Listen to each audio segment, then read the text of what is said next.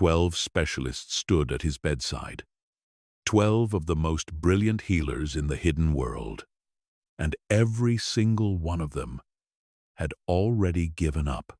He was a king, immortal, feared by covens that had survived the fall of empires. And he was dying from something not one of those 12 brilliant minds could name. No one paid attention to the cleaning girl in the corner. She wasn't a doctor. She wasn't even allowed to meet his eyes. But she was the only person in that entire house about to save his life. What had 12 legendary specialists missed? And why was the answer already sitting, forgotten, in a dead woman's notebook 2 floors beneath them?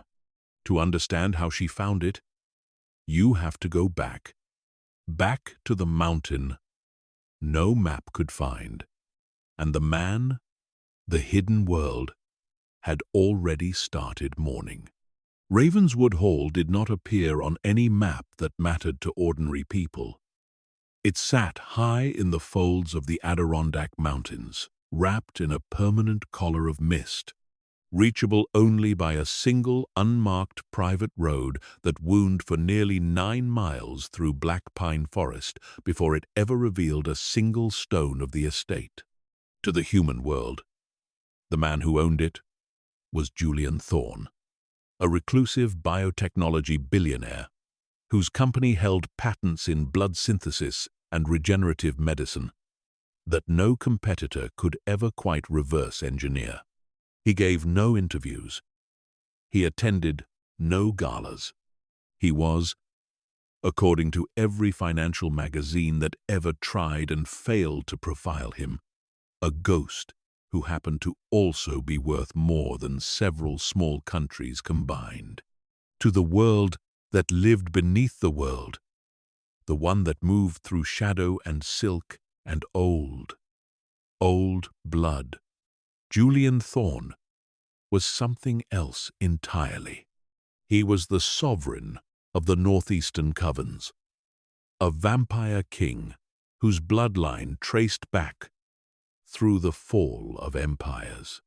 He ruled not through cruelty, though he was capable of cruelty beyond imagining when provoked, but through something rarer among his kind.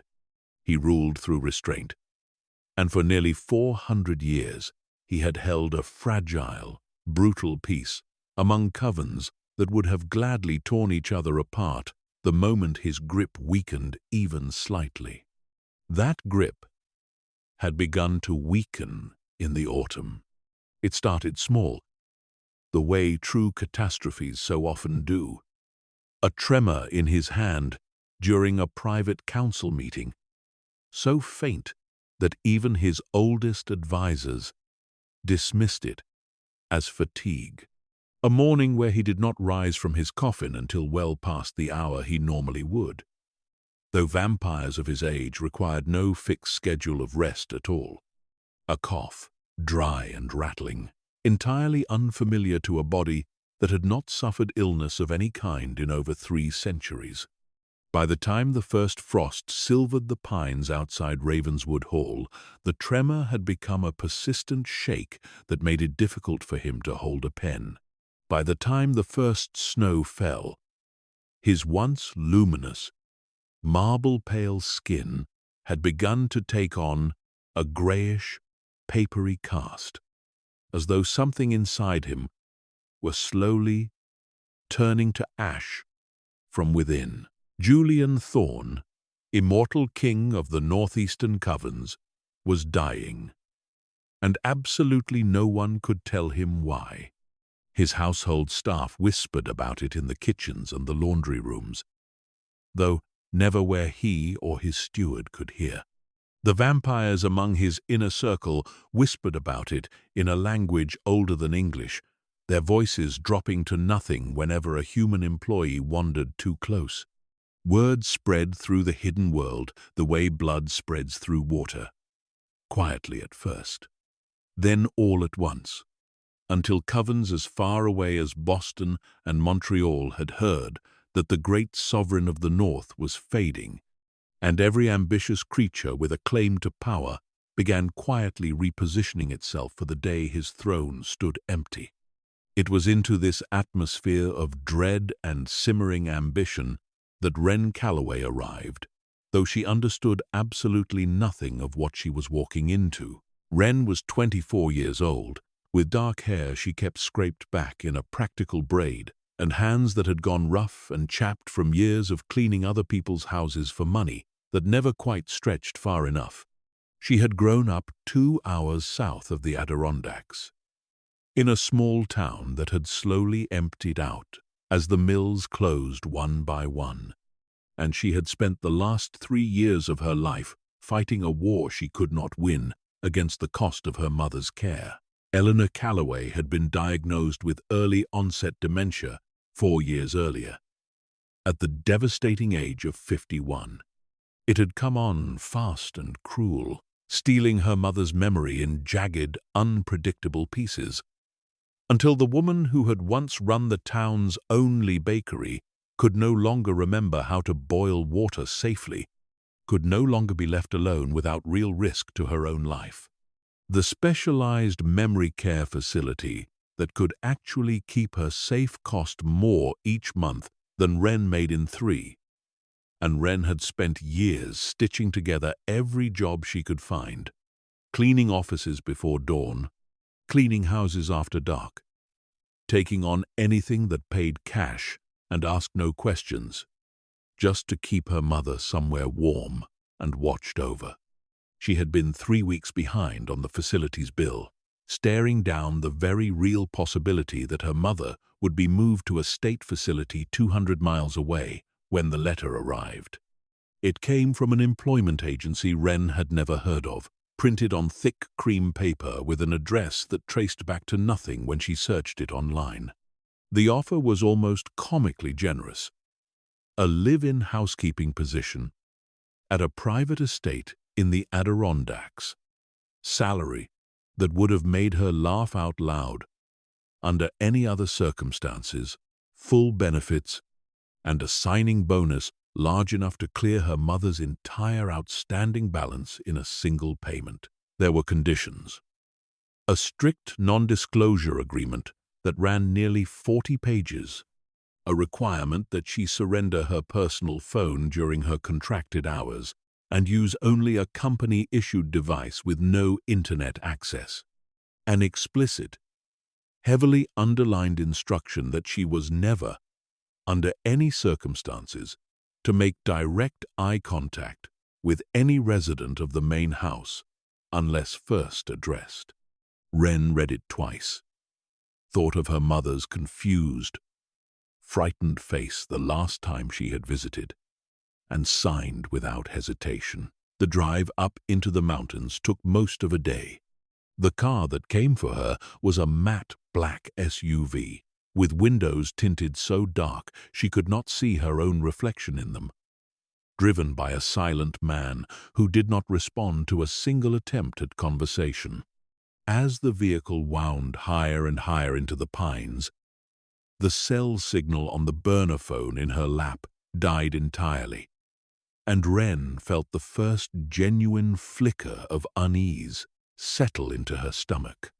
By the time the iron gates of Ravenswood Hall groaned open before them, swallowed almost instantly by the encroaching mist, that unease had become something closer to dread. The house itself was staggering. Gothic stone spires rose against a bruised evening sky, softened by ivy that had clearly been growing undisturbed for a century or more. Warm amber light glowed from dozens of tall arched windows, and for a moment, despite everything, Wren felt something close to wonder. It looked less like a house and more like something out of the old fairy tales her grandmother used to tell her, the ones that always seemed to end with someone paying a terrible price for wandering somewhere they did not belong. She was met at the servants' entrance by a stern, silver-haired woman who introduced herself only as Mrs. Halloway, the head housekeeper. Mrs. Halloway walked Wren through the sprawling lower halls at a brisk, clipped pace, reciting the rules of the house in a flat monotone that made it clear she had said these exact words to countless new hires before.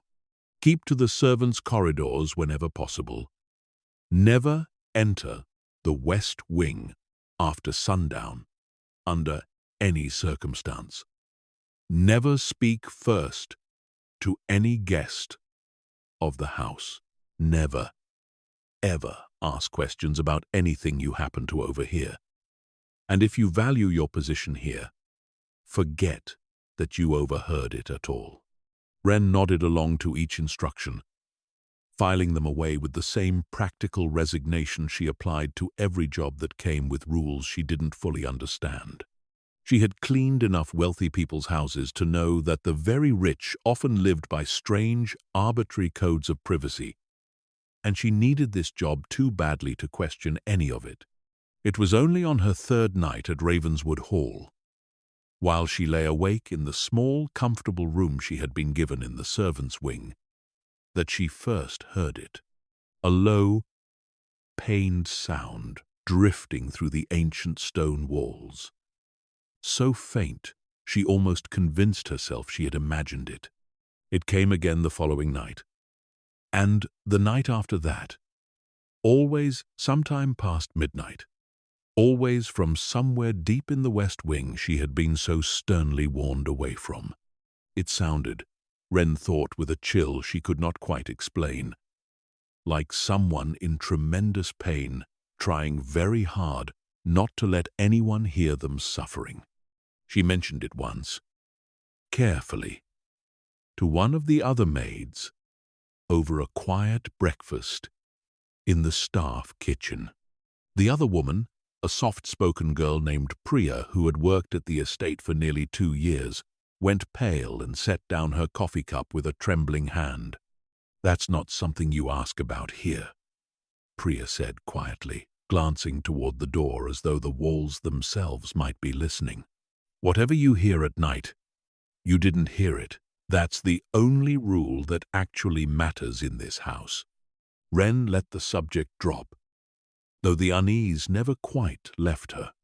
She threw herself into her work instead, scrubbing floors that were already spotless, polishing silver that gleamed like mirrors, doing everything she could to make herself useful and invisible in equal measure, the exact skill she had spent years perfecting in other people's homes.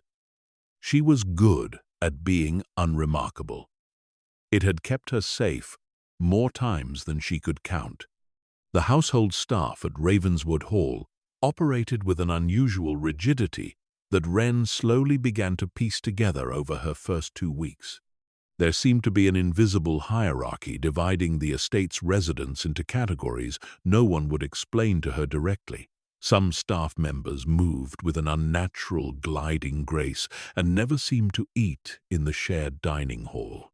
Others, like Wren, were plainly, ordinarily human, hired for their discretion and paid handsomely to notice nothing at all.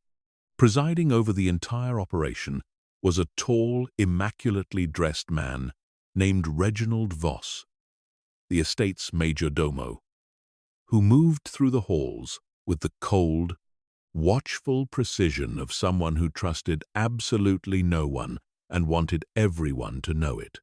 Reginald had looked Wren over exactly once, on her first morning, with an expression that made her feel like a piece of furniture being appraised for its resale value, and had not spoken a single word to her since. She learned quickly to avoid his path whenever possible. There was something in the particular stillness of his eyes, a kind of calculating patience, that reminded her uncomfortably of predators she had seen on nature documentaries, the kind that could wait motionless for hours before striking. The change in the household's atmosphere arrived, as far as Wren could tell, sometime around her 3rd week, though she would only later understand that the change had actually been building for months before she ever set foot on the estate. It began with an unusual flurry of activity. Black cars she had never seen before began arriving at all hours, discharging passengers dressed in severe, old-fashioned formal wear, who carried heavy leather cases and spoke to Mrs. Halloway in hushed, urgent tones.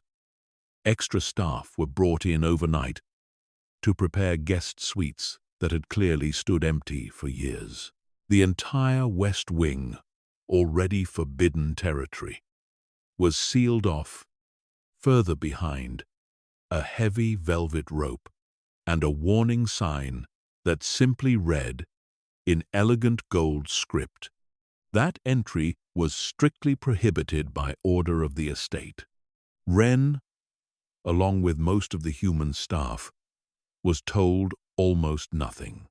Mrs. Halloway informed them only that the master of the house was unwell, that specialists had been summoned to attend to him, and that under no circumstances was any member of the domestic staff to disturb the West Wing or discuss its occupants with anyone, inside the house or out. The specialists, as it turned out, numbered exactly 12. Wren caught glimpses of them over the following days, an odd and unsettling collection of figures who did not belong together in any world she understood. There was a tall, gaunt man with silver hair and old-fashioned spectacles who was introduced, in the hushed corridor gossip of the staff, as a physician who had supposedly died decades earlier, according to public record, only to reappear working for the reclusive elite. There was a woman wrapped head to toe in dark veils who never removed her gloves, carrying with her the faint, cloying scent of dried herbs and something colder underneath. There were men in expensive, tailored suits who argued loudly in the library late into the night, their raised voices occasionally carrying down the marble halls in fragments. Wren could not help but overhear, despite her best efforts not to. Something about a cellular collapse. Something about an ancient curse originating in the old country. Something about a rival coven and a debt owed in blood that had finally come due. None of it made any sense to Wren, and she told herself firmly, repeatedly, that it was none of her business anyway. She had a job to do, a mother to keep safe, and a bank account that could not survive her being dismissed for asking questions above her station. She kept her head down. She scrubbed the marble floors of the East Wing until they shone. She avoided the velvet rope and the ominous gold lettering with the same instinctive caution she would have applied to a warning sign posted at the edge of a cliff. It was Mrs. Halloway herself who changed everything on a grey, overcast morning nearly a month into Wren's employment, by summoning her unexpectedly to the housekeeper's small office just off the main kitchen. "The staffing situation has become untenable," Mrs. Halloway said without preamble, not looking up from the ledger she was reviewing. "The specialists require the West Wing kept spotless at all hours, and every member of the senior staff assigned to that duty has fallen ill from exhaustion or simply refused to continue. You have proven yourself reliable, discreet, and remarkably unremarkable, which in this house is the highest compliment I am capable of paying anyone.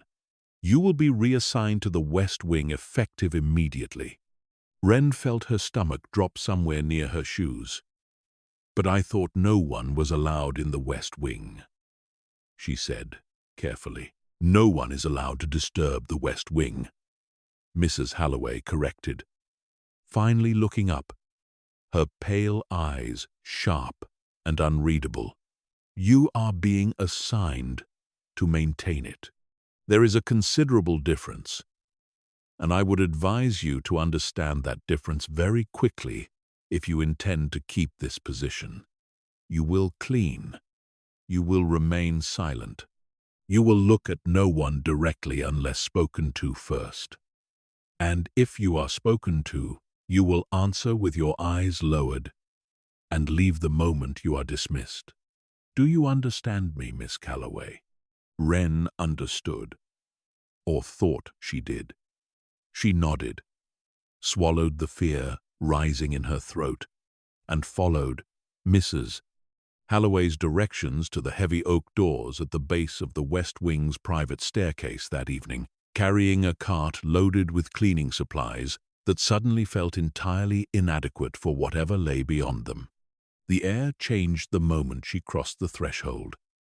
It grew noticeably colder, tinged with a strange, sterile scent beneath the old stone and older wood, something that reminded Wren uncomfortably of a hospital. The corridor beyond was lined with tall, arched windows, their glass a deep, jeweled shade she had never seen anywhere else in the house, casting the entire hallway in shifting patterns of colored light.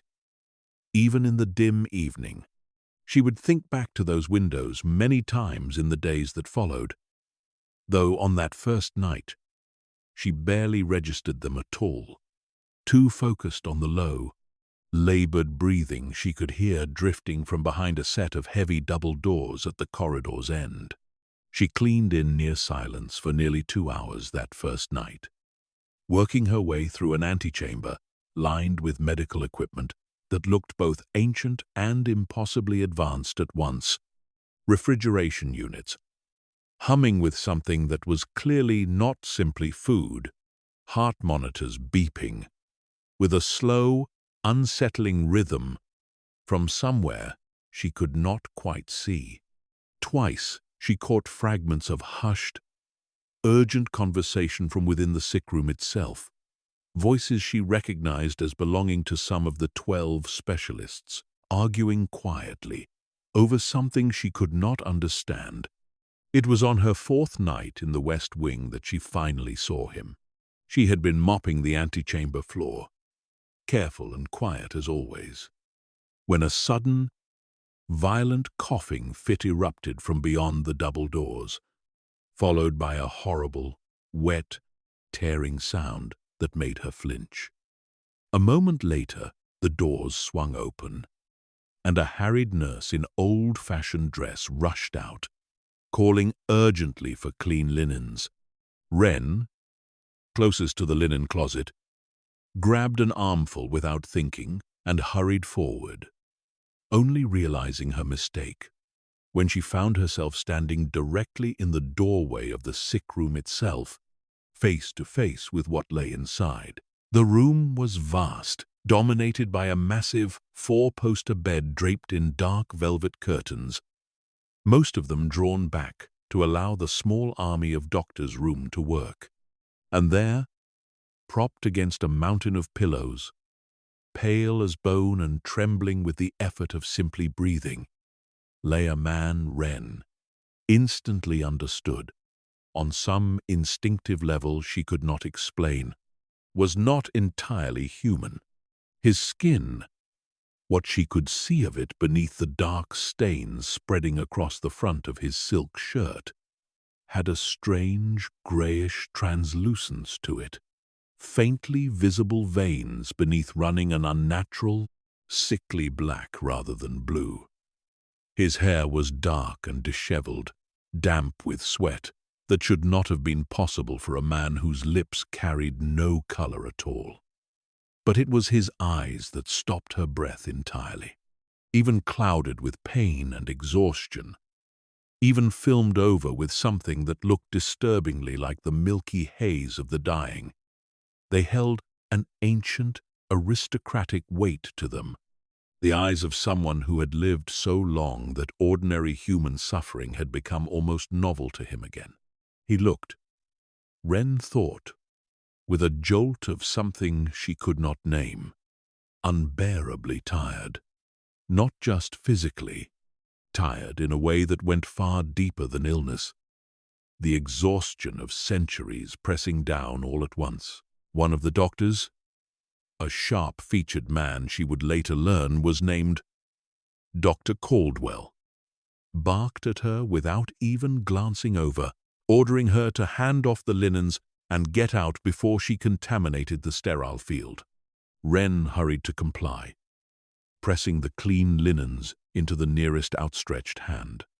And it was in that brief moment, as she turned to flee back to the safety of the antechamber, that the dying man's eyes found hers. For one impossible second, something passed between them, some flicker of recognition or curiosity that made no logical sense given they had never met. Then his eyes fluttered closed again, another racking cough overtaking him, and Wren fled the room with her heart hammering against her ribs, certain she had just made a terrible, career-ending mistake. No one mentioned it the following day. She returned to her duties in the West Wing that evening, half expecting to be dismissed on the spot. And when Mrs.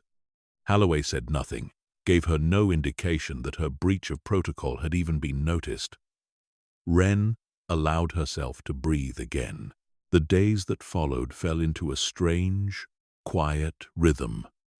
Wren cleaned the antechamber each evening, careful never again to step past the threshold of the sick room itself, listening despite herself to the fragments of increasingly desperate medical theory that drifted out through the heavy doors. The 12 specialists, she began to understand, were not remotely in agreement about what was happening to the master of the house, and their disagreements had begun to curdle into open hostility. The gaunt physician, Dr. Caldwell, remained convinced it was some manner of modern pathogen, a mutated strain specifically targeting whatever made vampires what they were, and pushed for increasingly aggressive treatments involving transfusions of some glowing, synthetic substance that Wren once glimpsed being wheeled past her on a cart, humming faintly with its own strange internal light. The veiled woman, whose staff whispered, was an ancient apothecary of considerable and frightening reputation, dismissed Caldwell's modern medicine with open contempt, insisting instead that the master had fallen victim to an old blood curse, the kind laid by rival bloodlines centuries ago, and only now come to fruition. Her treatments, Wren gathered from the acrid, choking smoke that occasionally rolled out from beneath the sick-room doors, involved burning strange herbs and forcing foul-smelling tinctures down the patient's throat. Neither approach appeared to be working. If anything, the master of the house seemed to grow weaker with each passing week. The low, pained sounds Wren had first heard on her third night in the house growing more frequent, more desperate, bleeding through even the thick stone walls now. It was nearly 3 weeks into her assignment in the West Wing, on an evening when Wren had been left to clean alone, while the specialists convened in the library for what the staff had started calling, with grim humor, the nightly shouting match, that she finally worked up the nerve to actually look, really look, at the strange stained glass windows lining the corridor. She had noticed them from the very first night. Of course, the way anyone would notice something so visually striking. But it was only now, alone in the quiet, that she truly stopped to study them. The glass was old, clearly, worked in a style she did not recognize. Deep jeweled colors, arranged in intricate geometric patterns that seemed almost deliberately designed, rather than simply decorative. There was something faintly familiar about the pattern, though she could not place why. A nagging sense of recognition that itched at the back of her mind like a word sitting just beyond the reach of memory. She thought little more of it that night, distracted by the sound of raised voices drifting down from the library above. One of the specialists declaring loudly enough for the words to carry that the patient's condition had become, in his professional opinion, entirely irreversible. Wren finished her work quickly after that, unsettled by the finality in the man's tone, and retreated to the small comfort of her own room, where she lay awake long into the night thinking about pale, exhausted eyes that had looked at her just once, like she was something worth seeing. It was 2 nights later that Wren finally understood why the pattern of the stained glass had seemed so familiar. She had few possessions with her at Ravenswood Hall. Most of her belongings still packed into a single worn suitcase she had never fully unpacked, some instinct always keeping her half ready to leave at a moment's notice. A habit born of years of unstable housing and unstable work. Among those few possessions was a small, cracked leather notebook that had belonged to her grandmother, Agnes Calloway, a woman who had died when Wren was only 12, but whose memory she carried carefully, one of the only warm things left from a childhood that had otherwise been fairly threadbare. Wren had always known, in a vague, half-remembered way, that her grandmother had worked as a young woman for a wealthy family somewhere up in the mountains, doing some kind of skilled craft work before she had eventually settled down and married Wren's grandfather. She had never thought much about the details. It was simply one of those family facts absorbed without curiosity, the way children absorb so much about the adults who raised them without ever really asking. That night, unable to sleep, missing her mother with a sharp, sudden ache that sometimes struck her out of nowhere, Wren pulled the old notebook out of her suitcase and paged through it slowly, the way she often did when she needed to feel close to someone who had loved her uncomplicatedly.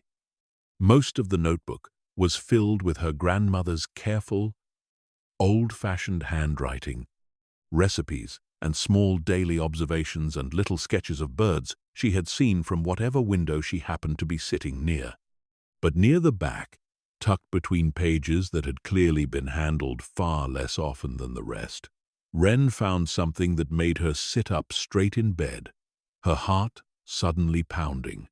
There were sketches there, careful and technical, of stained glass patterns, geometric designs in deep jewel tones, annotated in her grandmother's neat handwriting with strange little notes Wren did not fully understand. Warding pattern. One note read, beside a sketch of interlocking diamonds in blue and violet, must not be altered without full recasting of the pigment base. Another warned, underlined, twice, and at the very top of one page, in handwriting slightly shakier than the rest, as though written many years after the others, a single line that made the hair on the back of Wren's neck rise. Ravenswood Commission, 1974. Never to speak of the family or the work. They were kind to me. I hope whoever comes after keeps the glass as it should be. Wren stared at the page for a long time, her mind racing to catch up with what her eyes were telling her. Her grandmother had worked here, decades before Wren had ever been born, decades before she had ever heard the name Ravenswood spoken aloud. Her own grandmother had stood somewhere in this same house, crafting glass with the same careful, deliberate patterns Wren had been staring at every single night for the past 3 weeks, without understanding why they tugged so insistently at her memory. She did not sleep at all that night. She lay awake, turning the discovery over and over, uncertain what it meant, uncertain whether it meant anything at all beyond a strange, small coincidence in a world that occasionally produced strange, small coincidences.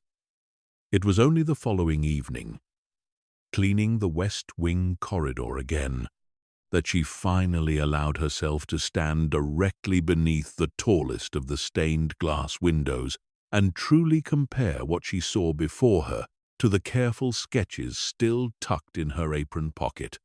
The pattern was close, achingly close, but it was not, she realized slowly, her stomach turning cold, quite the same.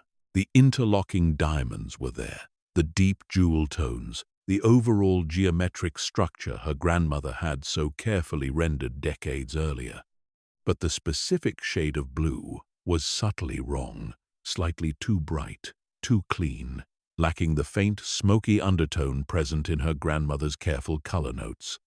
And where her grandmother's sketch showed a small, deliberate flaw worked into the corner of each panel, a tiny imperfection her grandmother had specifically noted as essential to the pattern's function, the glass in front of Wren now was flawless, perfect, symmetrical in a way that felt, suddenly and inexplicably, deeply wrong. Someone had replaced the glass.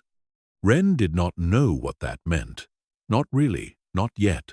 She knew almost nothing about warding patterns or pigment bases or whatever.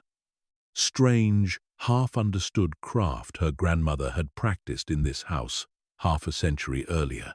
But she knew, with a cold, sinking certainty that settled into her bones and refused to leave, that something in this house had been changed, quietly and deliberately, by someone who did not want that change noticed.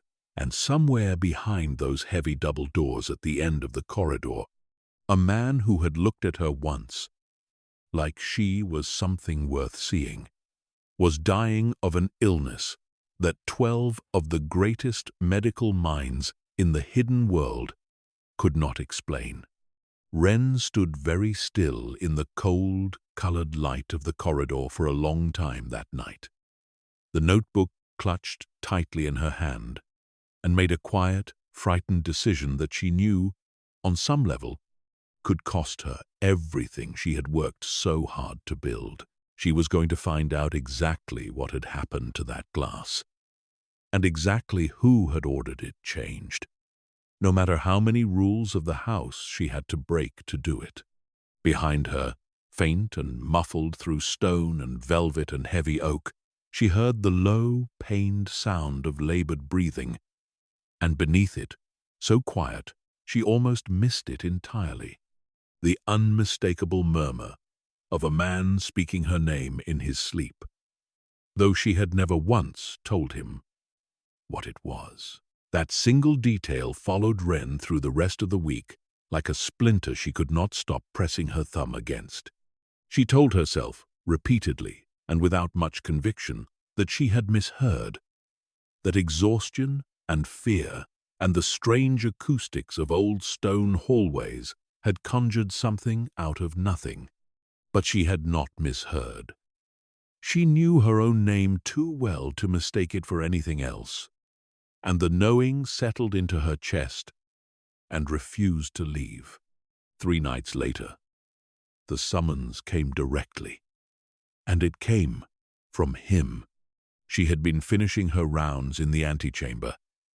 Later than usual, the rest of the house long since gone quiet around her, when one of the old-fashioned nurses appeared in the doorway and informed her, in a tone that suggested she found the request as strange as Wren did, that the master of the house had asked specifically for the new girl to bring him water, not the kitchen staff, not the trained medical attendants standing exhausted watch at his bedside. The new girl. Wren's hands trembled slightly as she filled a glass from the pitcher on the sideboard, though she could not have said whether it was fear or something else entirely driving the shake in her fingers. She crossed the threshold of the sick room for only the second time in her employment, moving slowly, eyes lowered exactly as she had been trained, and found Julian Thorne propped against his pillows, alone for once, the 12 specialists apparently occupied elsewhere in their nightly disagreements. Up close, in the dim golden light of the single lamp left burning beside his bed, he looked even worse than she remembered from her brief glimpse weeks earlier, and somehow, impossibly, still managed to carry himself with the unmistakable bearing of a king. His dark hair had been carefully combed, despite everything, as though even dying, he refused to be caught looking anything less than composed. His eyes, when they found hers, were clearer than she expected, sharp, despite the pain visibly etched into every line of his face. "You may look at me," he said, his voice a low, rough rasp that still somehow carried the ghost of something rich and commanding beneath the illness. "I understand the rules of this house are strict, but I find I would prefer, in whatever time remains to me, to be looked at like a person rather than avoided like a curse." Wren hesitated, glass trembling slightly in her hand, before finally lifting her eyes to meet his fully. Something in his expression softened immediately, an odd, grateful sort of relief passing over his grey, exhausted features. "There you are," he murmured, almost to himself. "I wondered if I had imagined you." She set the water carefully on the table beside his bed, unsure what to say, painfully aware of every rule Mrs. Halloway had drilled into her that she was likely already breaking simply by standing here holding his gaze. "You asked for me specifically," she finally managed. "I don't understand why. I'm only staff. You handed me linens 3 weeks ago and did not flinch," Julian said, a faint, exhausted ghost of amusement touching the corner of his mouth. "You would be surprised how rare that is. Most who look upon me in this state either recoil in horror or study me like a specimen already halfway to the grave. You did neither. You simply looked at me the way one looks at another person who is suffering. I have not been looked at that way in longer than you could possibly imagine." "I'm sorry," Wren said quietly, and meant it more than she expected to. "For whatever is happening to you, I don't understand it, but I'm sorry." He was quiet for a long moment, studying her with an intensity that made her want to look away, and yet somehow kept her rooted exactly where she stood. "What is your name?" he finally asked. "I find I would like to know it properly, rather than simply overhearing it from the staff." "Wren," she said. "Wren Calloway." Something flickered across his face at the sound of her surname. Some faint, distant recognition that vanished before she could be certain she had seen it at all. "Calloway," he repeated softly, almost to himself, as though testing the shape of the word. "That is a lovely name. Wren Calloway. Thank you for the water. And thank you," he added, his voice dropping further, "for not being afraid of what I am." She left the room that night, with her heart pounding in a way that had nothing to do with fear at all. And though she told herself firmly that it meant nothing, that a dying man's momentary kindness toward a servant girl was hardly the beginning of anything, she found herself thinking about his eyes for the rest of the night. And every night after that, the following week brought with it a new and darker chapter in the specialist's increasingly desperate treatments, and it was this chapter that first showed Wren, with brutal clarity, exactly how little the 12 brilliant minds gathered under Ravenswood's roof actually understood about the man they claimed to be saving. She had been assigned, along with 2 other maids, to assist in preparing the sick room for what the veiled apothecary referred to only as a purification ritual, a treatment the woman insisted would finally break the ancient curse she remained utterly convinced was the true cause of the king's decline. Wren stood in the corner of the room that evening, silver tray of clean bandages balanced against her hip exactly as instructed, and watched with growing horror as the apothecary began forcing a thick, foul-smelling tincture down Julian's throat, ignoring his weak attempts to turn his head away. Dr. Caldwell stood nearby, arms crossed, watching with open disdain, but making no move to intervene, apparently content to let his rival's treatment fail spectacularly rather than risk being blamed for interrupting it. The other specialists observed from various points around the room with the detached, clinical curiosity of scientists watching an experiment rather than people watching a man in agony. Julian's eyes rolled back as he gagged violently on the tincture, his emaciated body convulsing against the pillows.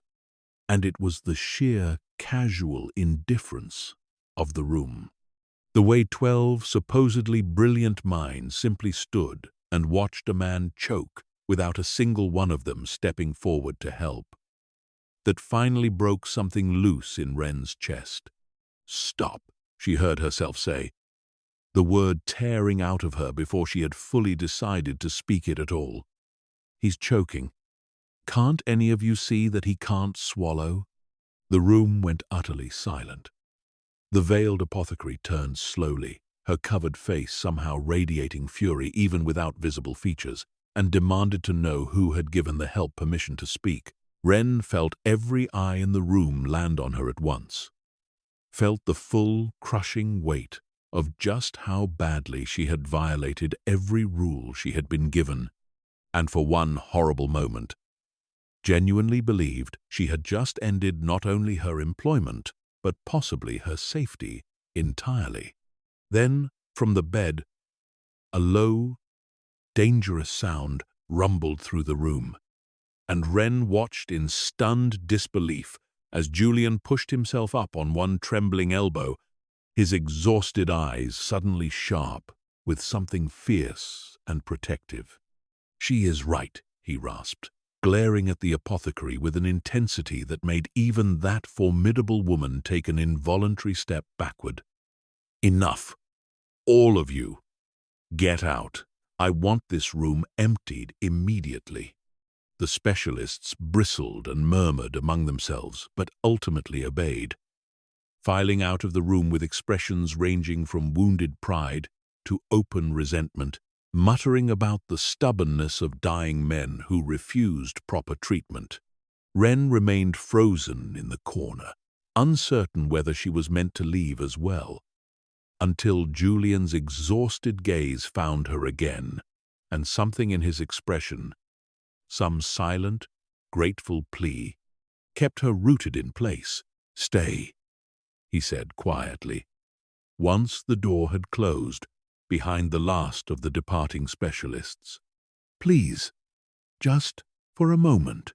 She crossed the room hesitantly and poured him a glass of clean water from the pitcher, ignoring the strict standing order that he was to consume nothing but the specially prepared blood the medical team insisted upon. He drank gratefully, some of the tension easing from his shoulders as the foul taste of the tincture was finally washed away. "You are very brave, Wren Calloway," he murmured, leaning back against his pillows, studying her with open curiosity now rather than the guarded exhaustion he had worn around the specialists. "Or possibly very reckless. I have not yet decided which." "Probably both," Wren admitted, and was rewarded with the faintest, weakest ghost of a genuine laugh, quickly swallowed by another rattling cough. "They aren't looking at you," she said quietly, once the coughing had subsided, surprising herself with her own boldness. "All 12 of them. They're looking at their theories and their books and their own reputations, but none of them are actually looking at you, at what's actually happening to you, right in front of them." Something shifted in Julian's expression at that, a flicker of genuine surprise breaking through the exhaustion. "And you believe you see something they have missed?" he said. Not quite a question. "I don't know," Wren admitted honestly. "I'm not a doctor. I don't know anything about curses or blood or whatever it is you actually are. I just clean floors. But I notice things. It's sort of the only skill I have. And I've noticed a few things in this house that don't quite add up." He studied her for a long moment, something calculating and intent settling behind his tired eyes. the ghost of the sharp, formidable king he must once have been briefly visible beneath the illness. "Tell me," he said softly.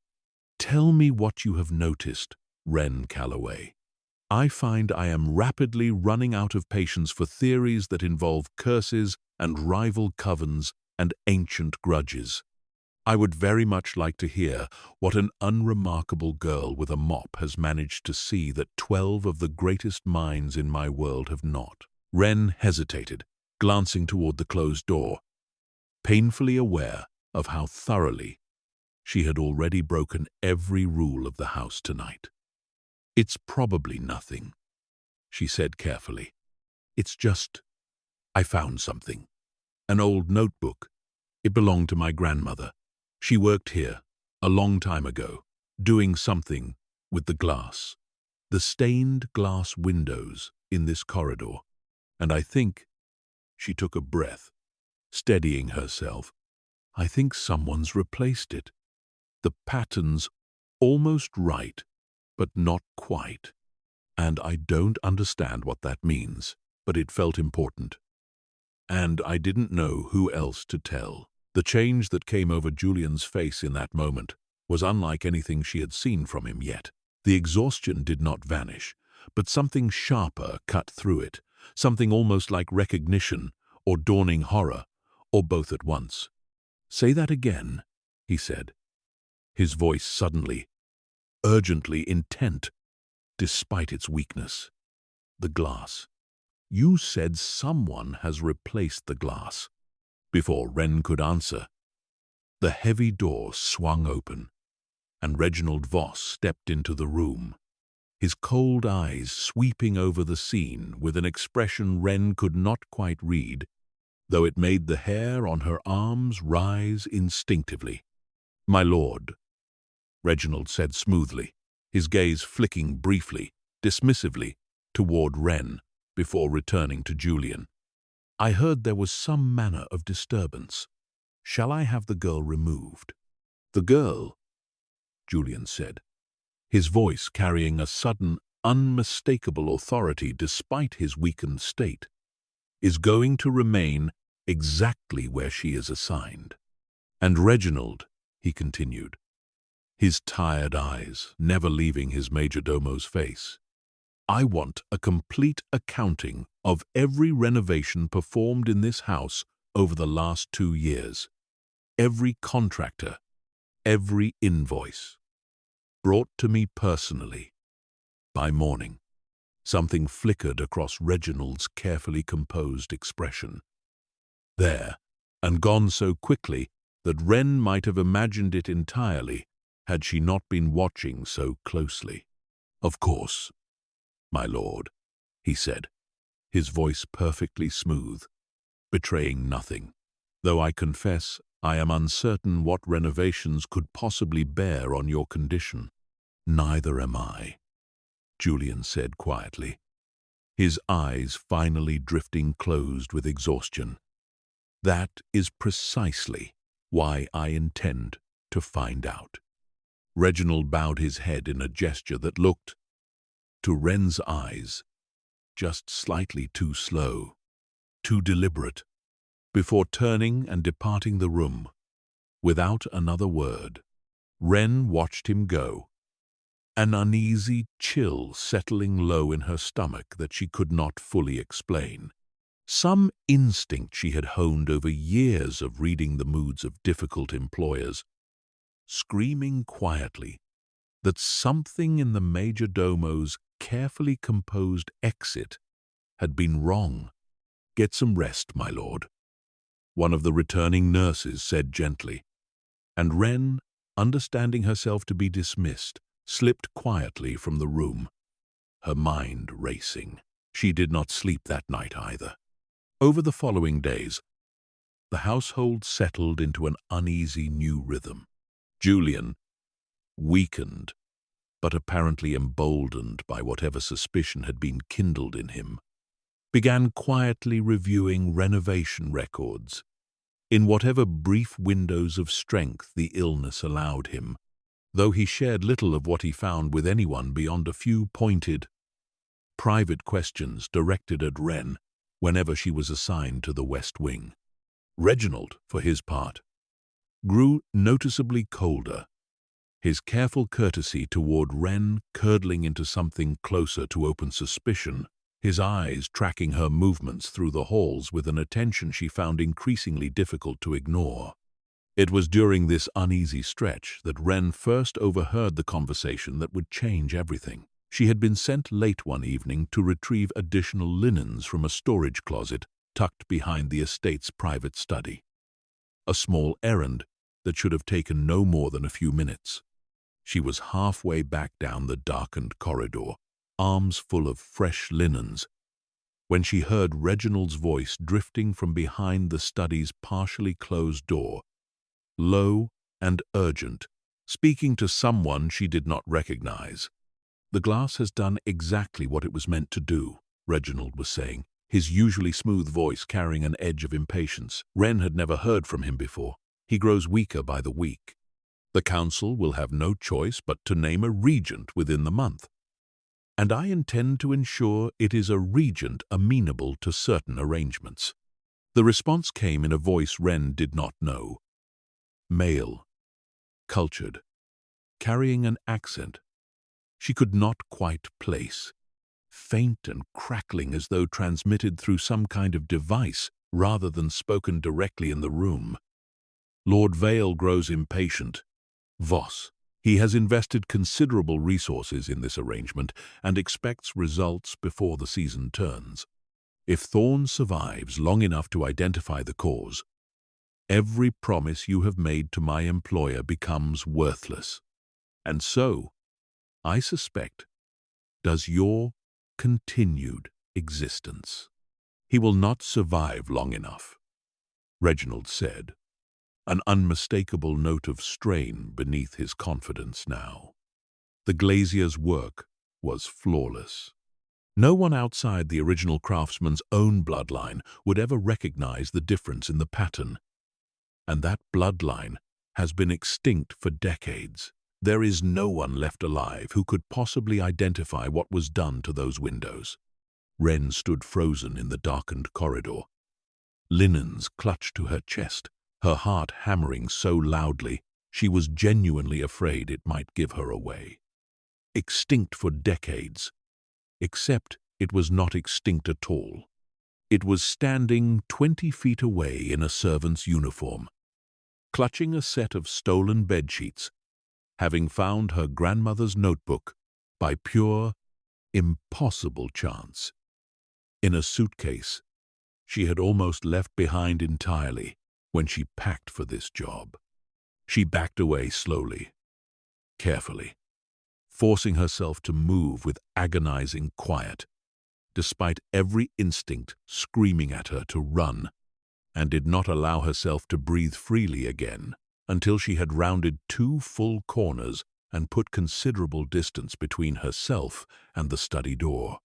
Her mind raced, piecing together fragments that suddenly, horribly, began to form a coherent and devastating picture. Reginald Voss had ordered the glass replaced, deliberately, knowingly, in service of some arrangement with a Lord Vale, whoever that was. Someone willing to invest considerable resources in ensuring Julian Thorn did not survive long enough to name his own successor. And Reginald was so confident in the perfection of his deception that he genuinely believed no one alive could possibly recognize what had been done. He did not know about the notebook. He did not know about Agnes Calloway, or the granddaughter she had left behind, or the fact that some small, stubborn thread of a dead woman's careful, protective craft had survived just long enough, in just the right hands, to unravel the entire scheme. Wren made her way back to her small room that night in a daze, her mind spinning through possibilities and dangers in equal measure.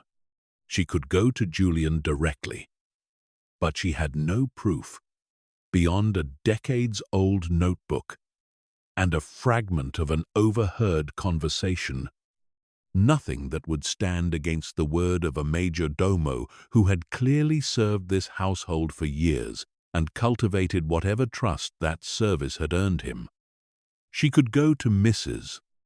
Halloway, but she had no way of knowing where the housekeeper's loyalties truly lay, or whether word would simply travel straight back to Reginald before Wren ever had the chance to act.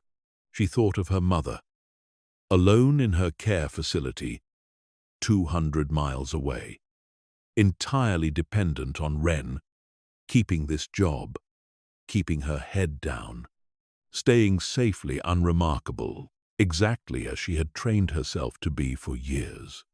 And she thought of Julian's exhausted, grateful eyes, finding hers across a dying man's sick room, the low murmur of her own name, drifting from his lips in the depths of a fevered, restless sleep, sitting alone in the dark that night, her grandmother's notebook open on her lap. Wren Calloway made a decision that terrified her far more than anything else she had faced in this strange, gilded house of monsters. She was not going to stay safely unremarkable any longer. She was going to find proof, real proof, of exactly what Reginald Voss had done, and exactly who Lord Vale was, no matter what it cost her, because somewhere behind those heavy oak doors, a king who had lived 4 centuries and survived things she could not begin to imagine was quietly, methodically running out of time, and every single specialist paid a fortune to save him, was looking everywhere except at the answer that had been hiding, in plain sight, in a dead woman's careful sketches all along. She closed the notebook, pressed it flat against her chest for a long moment, as though drawing courage directly from the paper itself, and began, in the dim light of her small borrowed room, to plan exactly how a maid with no power, no money, and no allies in a house full of monsters intended to expose a conspiracy that a monster far more dangerous than any vampire had spent months carefully, patiently building. The opportunity came sooner than she expected, and far more dangerously than she would have liked. 2 nights after overhearing Reginald in the study, Wren was informed that the entire senior staff, along with most of the 12 specialists, would be occupied late into the night with an emergency council session called after Julian's condition had taken another sharp downward turn that afternoon. Dr. Caldwell had apparently informed the household, in the grim, clinical tone Wren had come to dread, that the patient's vital signs had deteriorated to a point the specialists considered critical, and that a formal decision regarding succession could no longer be reasonably postponed. The news spread through the staff quarters like a physical chill. Wren heard it secondhand from Priya, who delivered the update with tears standing in her eyes, and felt something cold and desperate settle into her own chest in response. Critical, a formal decision regarding succession. However carefully the words were dressed up in medical language, Wren understood exactly what they meant. The house believed Julian Thorne was going to die, and soon, and everyone from the specialists to the major domo appeared to be quietly, methodically preparing for exactly that outcome. She could not afford to wait any longer. With the senior staff and specialists gathered in the library for their emergency session, and Reginald almost certainly among them given the gravity of the meeting, Wren understood she might never again have a window this clean to search the study where she had overheard his conversation days earlier. She waited until well past midnight, until the house had settled into the particular, heavy stillness that only came once. Every soul within it, human and otherwise, had finally gone still, and slipped out of her room with her heart hammering against her ribs. The corridors of Ravenswood Hall at that hour felt entirely different than they did during the day. The warm, amber lighting dimmed to almost nothing. shadows pooling thick and undisturbed in every corner. Wren moved through them with the careful, silent economy of movement she had spent years perfecting. Years of cleaning other people's houses while trying desperately not to be noticed, and found, to her own surprise, that the skill served her just as well now as it ever had, in service of something far more dangerous than simply staying employed. The study door was unlocked, which struck her, even in the moment, as either remarkably careless or remarkably arrogant on Reginald's part. She supposed a man that, confident in the flawlessness of his own scheme, might not think to guard against a servant girl he had already dismissed as beneath his notice. The room beyond was smaller than she expected, dominated by a heavy mahogany desk and towering shelves of leather-bound ledgers that stretched from floor to ceiling. Wren closed the door quietly behind her, aware of every second ticking past, and crossed to the desk with hands that would not quite stop shaking. The desk drawers were locked, all but one, and it was in that single unlocked drawer that she found what she had come searching for: a slim folder tucked beneath a stack of ordinary correspondence, containing invoices and contracts bearing a name she recognized instantly from the study conversation she had overheard. Solmere Glassworks, a company address that traced, according to the letterhead, to a small commercial district nearly 3 hours south of the estate. The dates on the invoices lined up with sickening precision. The contract had been signed and the work completed in early autumn, mere days before the very first tremor had appeared in Julian Thorne's hand. Wren's fingers trembled as she paged deeper into the folder, and it was near the bottom that she found the second document, the one that turned her blood entirely cold. A separate, unsigned letter, written in handwriting she now recognized instantly as Reginald's own precise, slanting script, addressed to someone referred to only by the initials D.V. The arrangement proceeds as discussed. The letter read, "The craftsman's replacement panels have been installed in the western chambers without detection. Full effect is expected within one turning of the season, consistent with what your physicians have projected for a sovereign of his particular bloodline and age. Once the council names a regent, the remaining terms of our agreement will be honored in full, and House Vale's claim to the northeastern territories will proceed unopposed."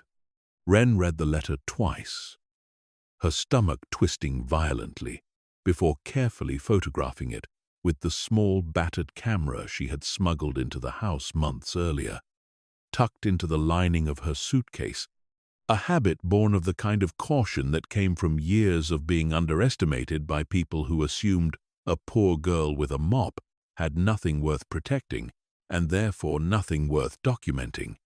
She photographed the invoices as well, and the letter's envelope, and every scrap of paper in that slim folder that might one day serve as proof against a man who had orchestrated the slow, deliberate poisoning of a king who had trusted him for years. She was halfway through photographing the final invoice, so absorbed in the task that she nearly missed the sound entirely, when the soft, unmistakable creak of the corridor floorboards outside the study door sent ice shooting straight through her veins. Wren froze, camera clutched in one trembling hand, folder still open on the desk before her, and listened as footsteps drew closer, slow and deliberate, pausing directly outside the study door. She realized with dawning horror, perhaps 3 seconds to decide what to do, and nowhere in that small, book-lined room offered anything close to adequate cover. The door handle began, agonizingly slowly, to turn. Wren shoved the folder closed and slid it back beneath the correspondence exactly as she had found it. dropped soundlessly to the floor behind the heavy desk, and pressed herself into the narrow gap between the desk's solid wooden panel and the wall, praying with every fiber of her being that the darkness of the unlit study would be enough to conceal her from whoever now stood in the doorway. The door swung open.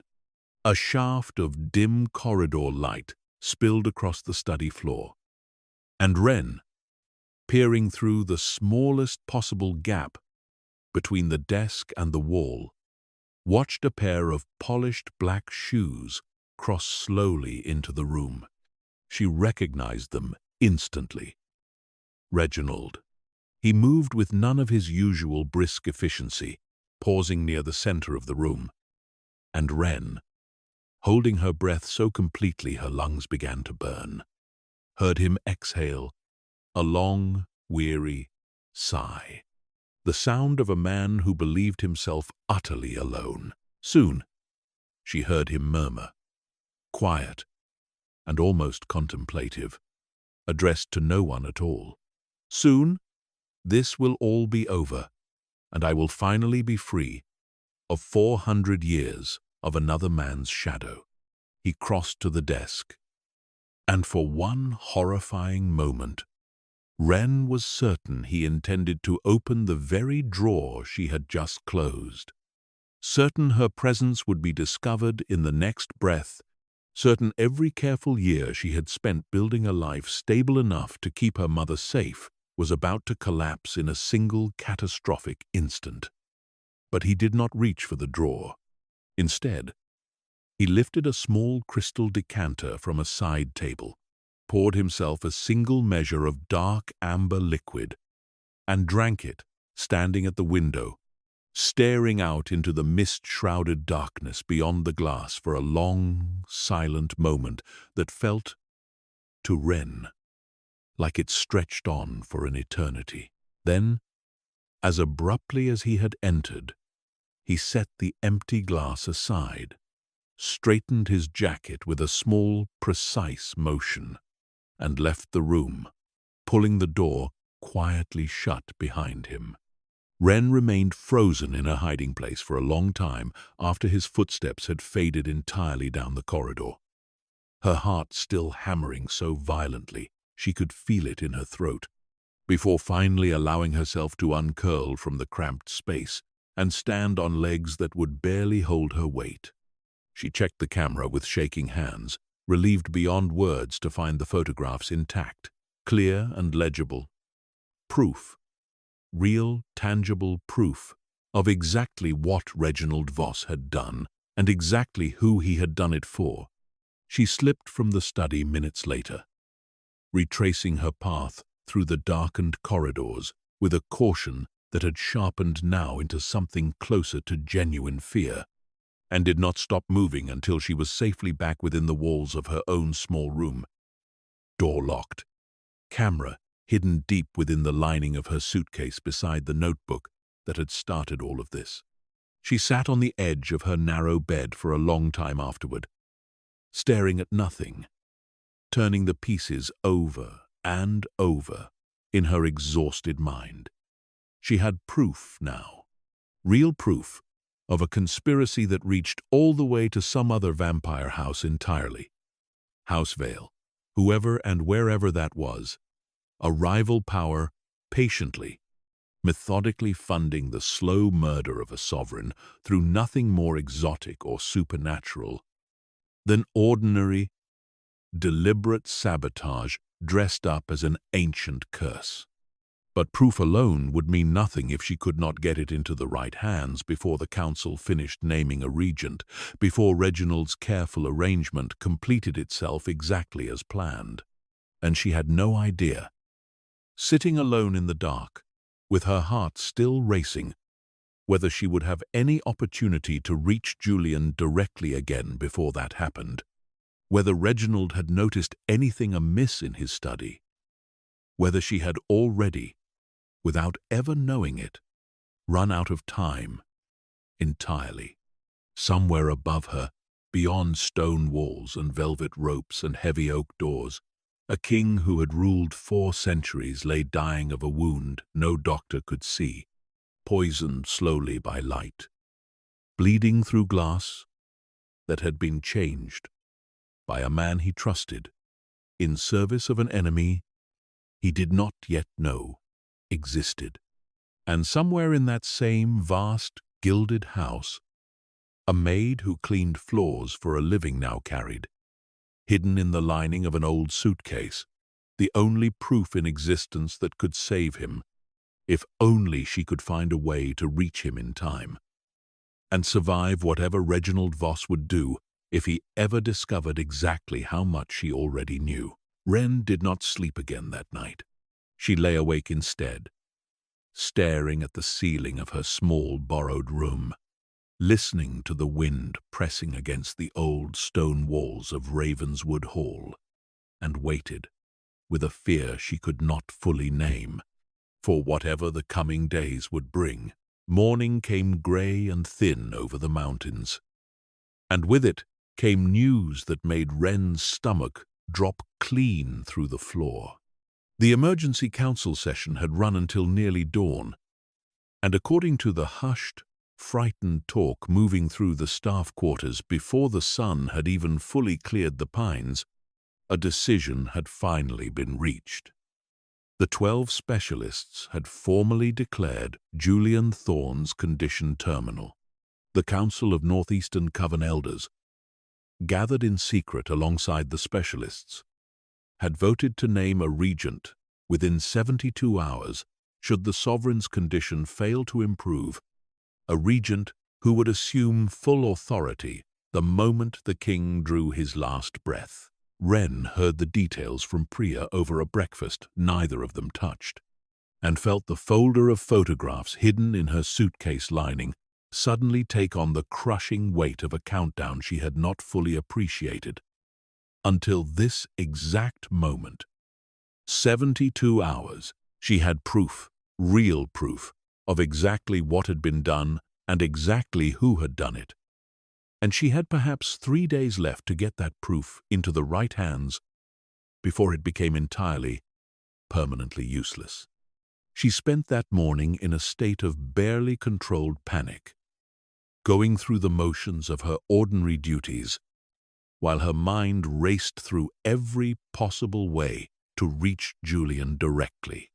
A direct request would almost certainly be intercepted, filtered through Mrs. Halloway, or worse, through Reginald himself, and Wren had no illusions about what would happen to her, or to the evidence she carried, if it ever passed through the major domo's hands first. She needed a way into the West Wing that did not draw attention, and she needed it before the household's growing paranoia made every servant's movement subject to scrutiny. The opportunity arrived, ironically, through the very rigidity of the house's own schedule. Wren was still assigned to the West Wing's evening cleaning rotation, a duty no one had thought to revoke, despite the mounting crisis. And that evening, as she gathered her cart of supplies with hands that would not quite stop trembling, she made the decision that would either save everything or destroy it entirely. She tucked the small camera, along with 3 of the most damning photographs printed hastily on paper she had smuggled from the estate's business office that afternoon, into the deep pocket of her apron, and made her way toward the heavy oak doors of the West Wing, with her heart hammering so violently she was certain anyone who looked at her closely would see it beating straight through her uniform. The corridor beyond the doors felt different that evening, charged with a tension Wren could feel pressing against her skin even before she rounded the final corner toward the antechamber.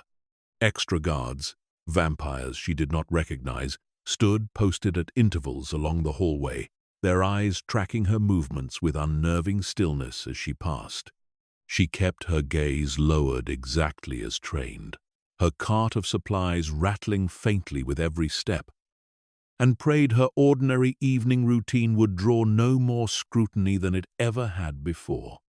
She was nearly to the antechamber when a hand closed around her arm. Wren's heart seized as she was pulled sharply sideways into a shadowed alcove just off the main corridor, and it took every ounce of self-control she possessed not to cry out.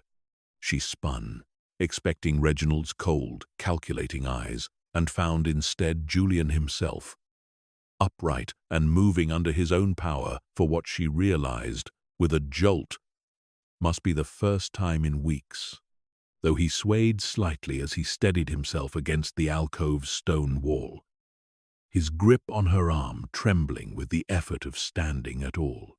"You should not be walking," Wren whispered, alarm momentarily overriding every other fear crowding her mind. "You're supposed to be resting. You're supposed to be—" "I do not have time to rest," Julian said, his voice a rough, urgent whisper, his pale eyes burning with an intensity that cut sharply through the exhaustion still etched into every line of his face. "I have spent the last 3 days reviewing every renovation record in this house myself, in whatever hours my strength allowed, and I have found nothing, Wren. Nothing that explains what has been done to me. But you said something 3 nights ago, before Reginald interrupted us. You said the glass had been replaced. I need you to tell me everything. Now, before the council reconvenes and names a regent who will have absolutely no reason to continue searching for answers once I am gone." Wren glanced anxiously toward the mouth of the alcove, acutely aware of the guards posted only yards away, and pulled the folded photographs from her apron pocket with hands that shook so badly she nearly dropped them entirely.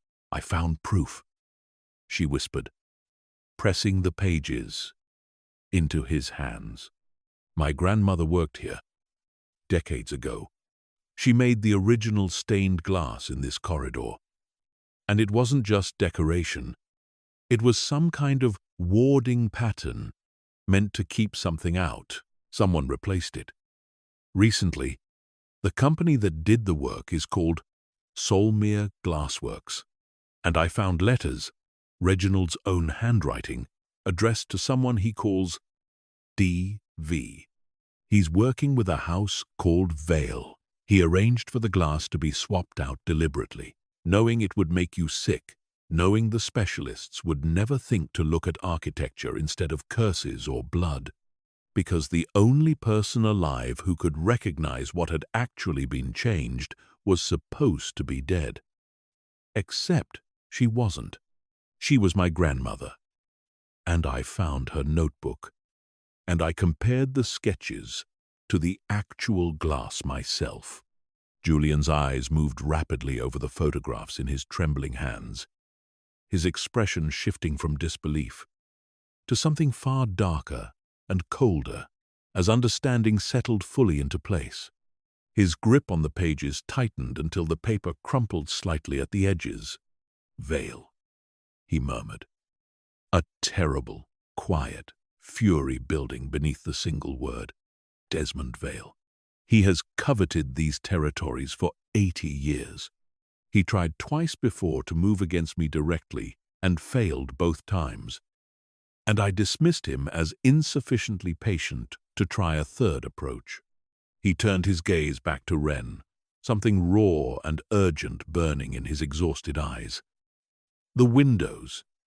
You said the pattern was a warding design, meant to keep something out. What precisely do you believe it was warding against?"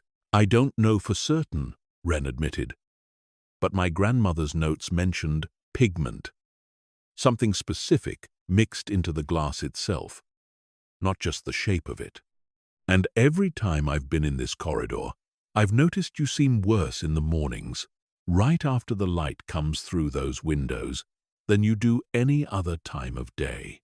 I thought maybe the old glass was blocking something, some kind of light your kind can't tolerate, something that wouldn't show up in blood or curse, because it isn't blood or curse at all. It's just architecture. It's just glass." Julian went very still, and for a long moment, Wren feared she had said something wrong, until she realized the stillness was not confusion, but the particular terrible clarity of a man finally understanding, all at once, exactly how he had been betrayed. "There is a wavelength," he said slowly, his voice barely above a breath. "Older bloodlines, sovereigns particularly, grow increasingly sensitive to it as the centuries pass. It is not sunlight in any ordinary sense. Nothing a human eye could perceive or a modern instrument would easily detect. It is why the old families always commissioned warded glass for their private chambers, glass worked by craftsmen who understood the pigment required to filter it out entirely. I dismissed the possibility months ago because my physicians assured me the windows in this wing had been properly maintained for generations. I never thought to ask whether they had been quietly replaced, because Reginald told them it was fine," Wren said quietly. "Because everyone in this house trusts him completely, and he used that trust exactly the way you'd use a weapon." Julian closed his eyes for a long moment, and when he opened them again, the exhaustion had not vanished, but something else had risen alongside it, something sharp and cold and entirely, dangerously awake. "We do not have 72 hours, he said. "We have considerably less than that. Because the moment Reginald realizes his scheme has been discovered, he will accelerate whatever plan he has for finishing what he started. I need those windows covered immediately, every pane, blocked from any light entirely. And I need it done without alerting a single member of my household staff, because I no longer know which of them can be trusted." "I can do that," Wren said immediately, surprising herself with her own certainty. "Give me an hour. I'll need heavy fabric, the kind we use for the formal dining hall during renovations, and I'll need you to trust me enough to let me work without anyone stopping to ask why." Something in Julian's exhausted face shifted then. Something that looked, for just a moment, almost like the ghost of the man he must have been centuries ago, before the weight of 400 years and 100 betrayals had settled so heavily onto his shoulders. "I trust you more in this moment, Wren Calloway, than I have trusted anyone in longer than you could possibly understand," he said quietly. "Go, quickly. And Wren," he added, catching her wrist gently as she turned to leave, "if Reginald discovers what you are doing before I am strong enough to stop him, you run. Do you understand me? You do not confront him. You run. And you do not stop running until you are far from this house." Wren did not answer that, because she already knew. Standing there in the shadowed alcove with a dying king's hand wrapped gently around her wrist, that she had absolutely no intention of running from anything ever again. It took her nearly 2 hours, not one, working alone and in near total silence, dragging heavy bolts of dark fabric from the estate's storage rooms and carefully, methodically covering every pane of the corridor's tall, stained glass windows, blocking out every possible sliver of the light her grandmother's careful pigment work should have been filtering all along. She worked with the particular, focused intensity of someone who finally, after weeks of feeling powerless in a house full of monsters and mysteries, had something real and useful to do with her hands. She was fastening the final length of fabric over the last window when she heard the footsteps behind her, slow, deliberate, and utterly, chillingly familiar. "What, precisely?" Reginald Voss said, his voice carrying none of its usual smooth courtesy now, stripped down to something cold and dangerous beneath. "Do you believe you are doing, Miss Calloway?"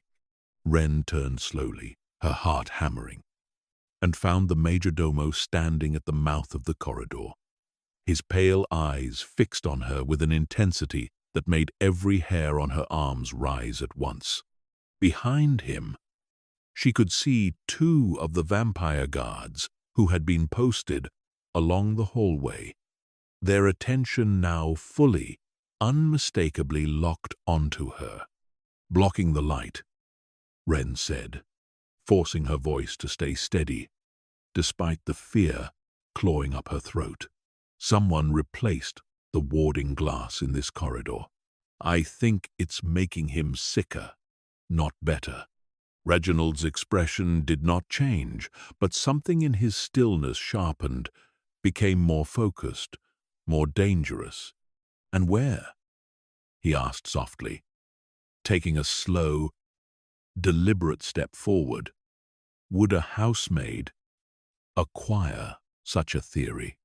"From my grandmother," Ren said, refusing to back away, even as every instinct screamed at her to run exactly as Julian had warned her to.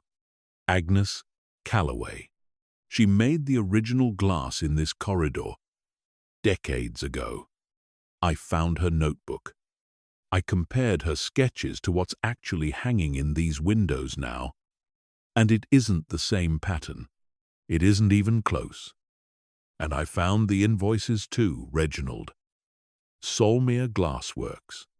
I found your letters to someone called D.V., promising him the Northeastern Territories once the council names a regent amenable to certain arrangements. I have photographs of everything for a long, terrible moment." Reginald Voss said nothing at all, his pale eyes fixed on Ren, with an expression she could not fully read. Something caught between fury and calculation. And then, quite suddenly, something in his carefully composed face simply gave way entirely.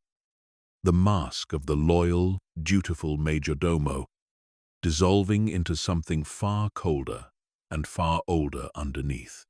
400 years, Reginald said, his voice low and shaking with a rage that had clearly been building far longer than the past few months alone. 400 years I have served that man.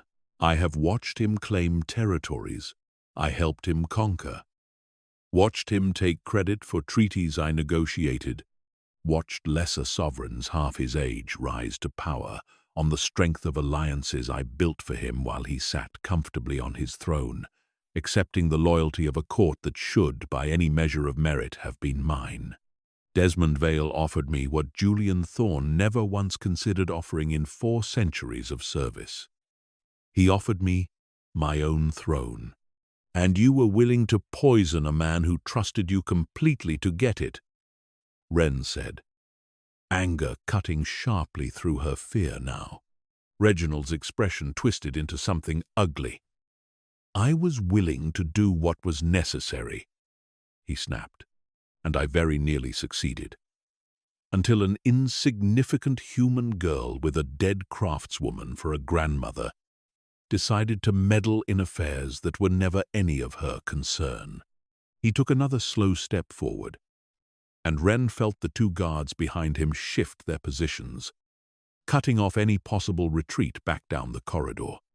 "I do wonder," he continued, his voice dropping into something soft and genuinely menacing, "whether the council will even bother investigating the tragic accident that befalls a housemaid who wandered somewhere she should not have been, in a house full of creatures who could end her existence in less time than it takes to draw a single breath." Ren's back pressed against the covered window behind her, her heart pounding so violently she could feel it in her throat, and she understood, with sudden, terrifying clarity, that she had perhaps seconds left before Reginald Voss decided exactly how her unfortunate accident would occur. She never had to find out. The temperature in the corridor plummeted so abruptly that frost bloomed instantly across the covered windows behind her, and every candle and lamp along the hallway guttered and died at once, plunging the entire corridor into a heavy, suffocating darkness, broken only by the faint, cold moonlight bleeding around the edges of the fabric Wren had just finished hanging. Reginald spun, his composure shattering entirely into raw animal fear, and Wren, pressed against the frozen glass behind her, watched a shape move through the darkness with a speed that defied anything her human eyes could properly track. Julian Thorne did not look like a dying man any longer. He emerged from the shadows at the corridor's far end, moving with a terrible, fluid grace that Wren instinctively understood was not merely restored strength, but something closer to pure, ancient fury given physical form.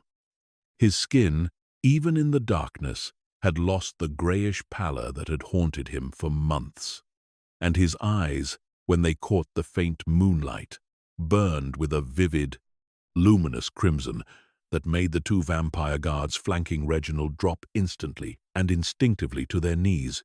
400 years, Julian said, his voice a low, resonant sound that seemed to vibrate through the very stones of the corridor itself, echoing in a way that made Wren's chest ache with something almost physical. 400 years, I called you my most trusted friend. Reginald, I gave you authority over every corner of my household.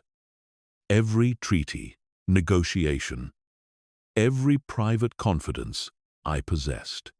And you repaid that trust by watching me choke on light I could not see, week after week.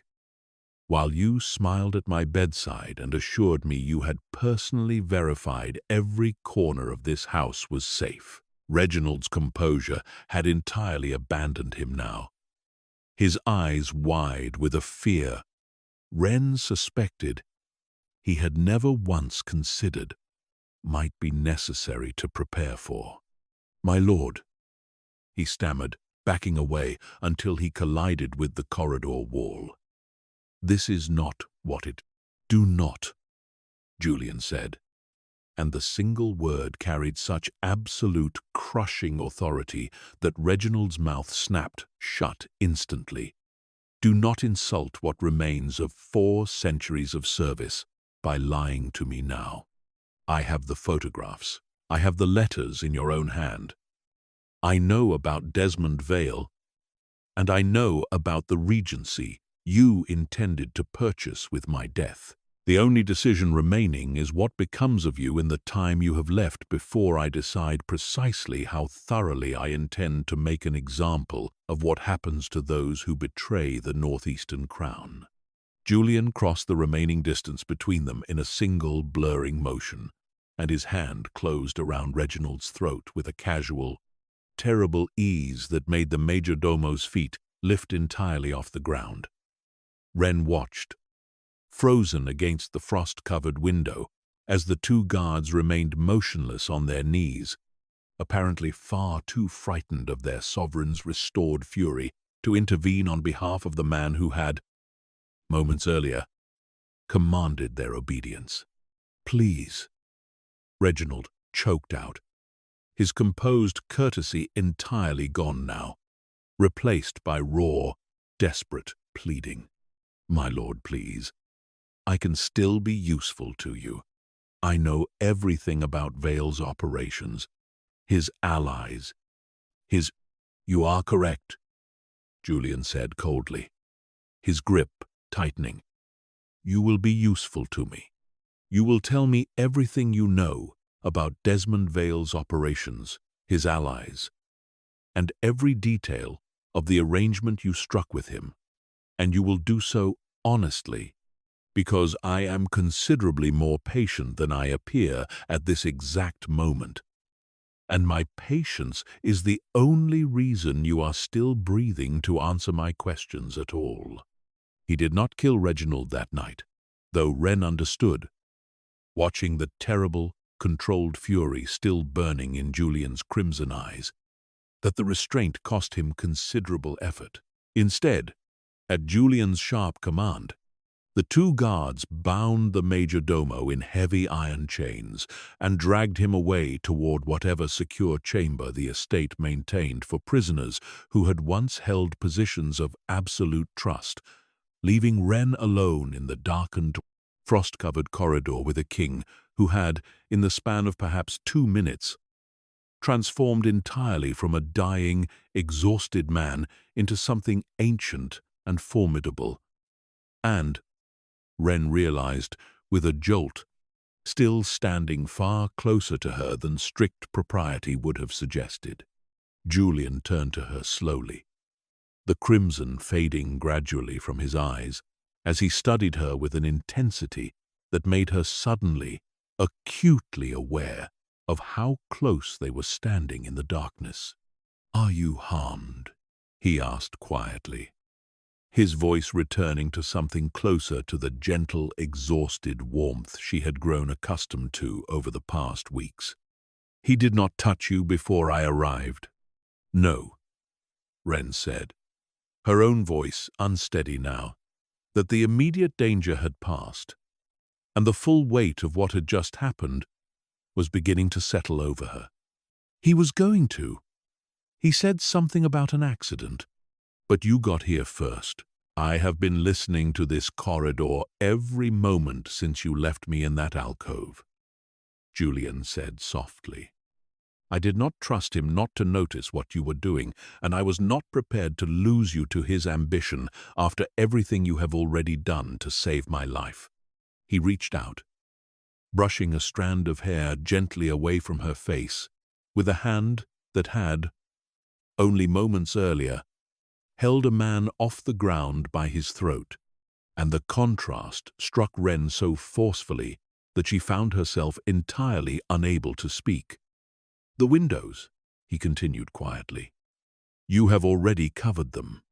That should slow the damage considerably, though it will take proper restoration work. True warded glass, crafted correctly this time, to reverse what months of exposure have already done to me." "I know someone who understands the pattern," Wren said quietly.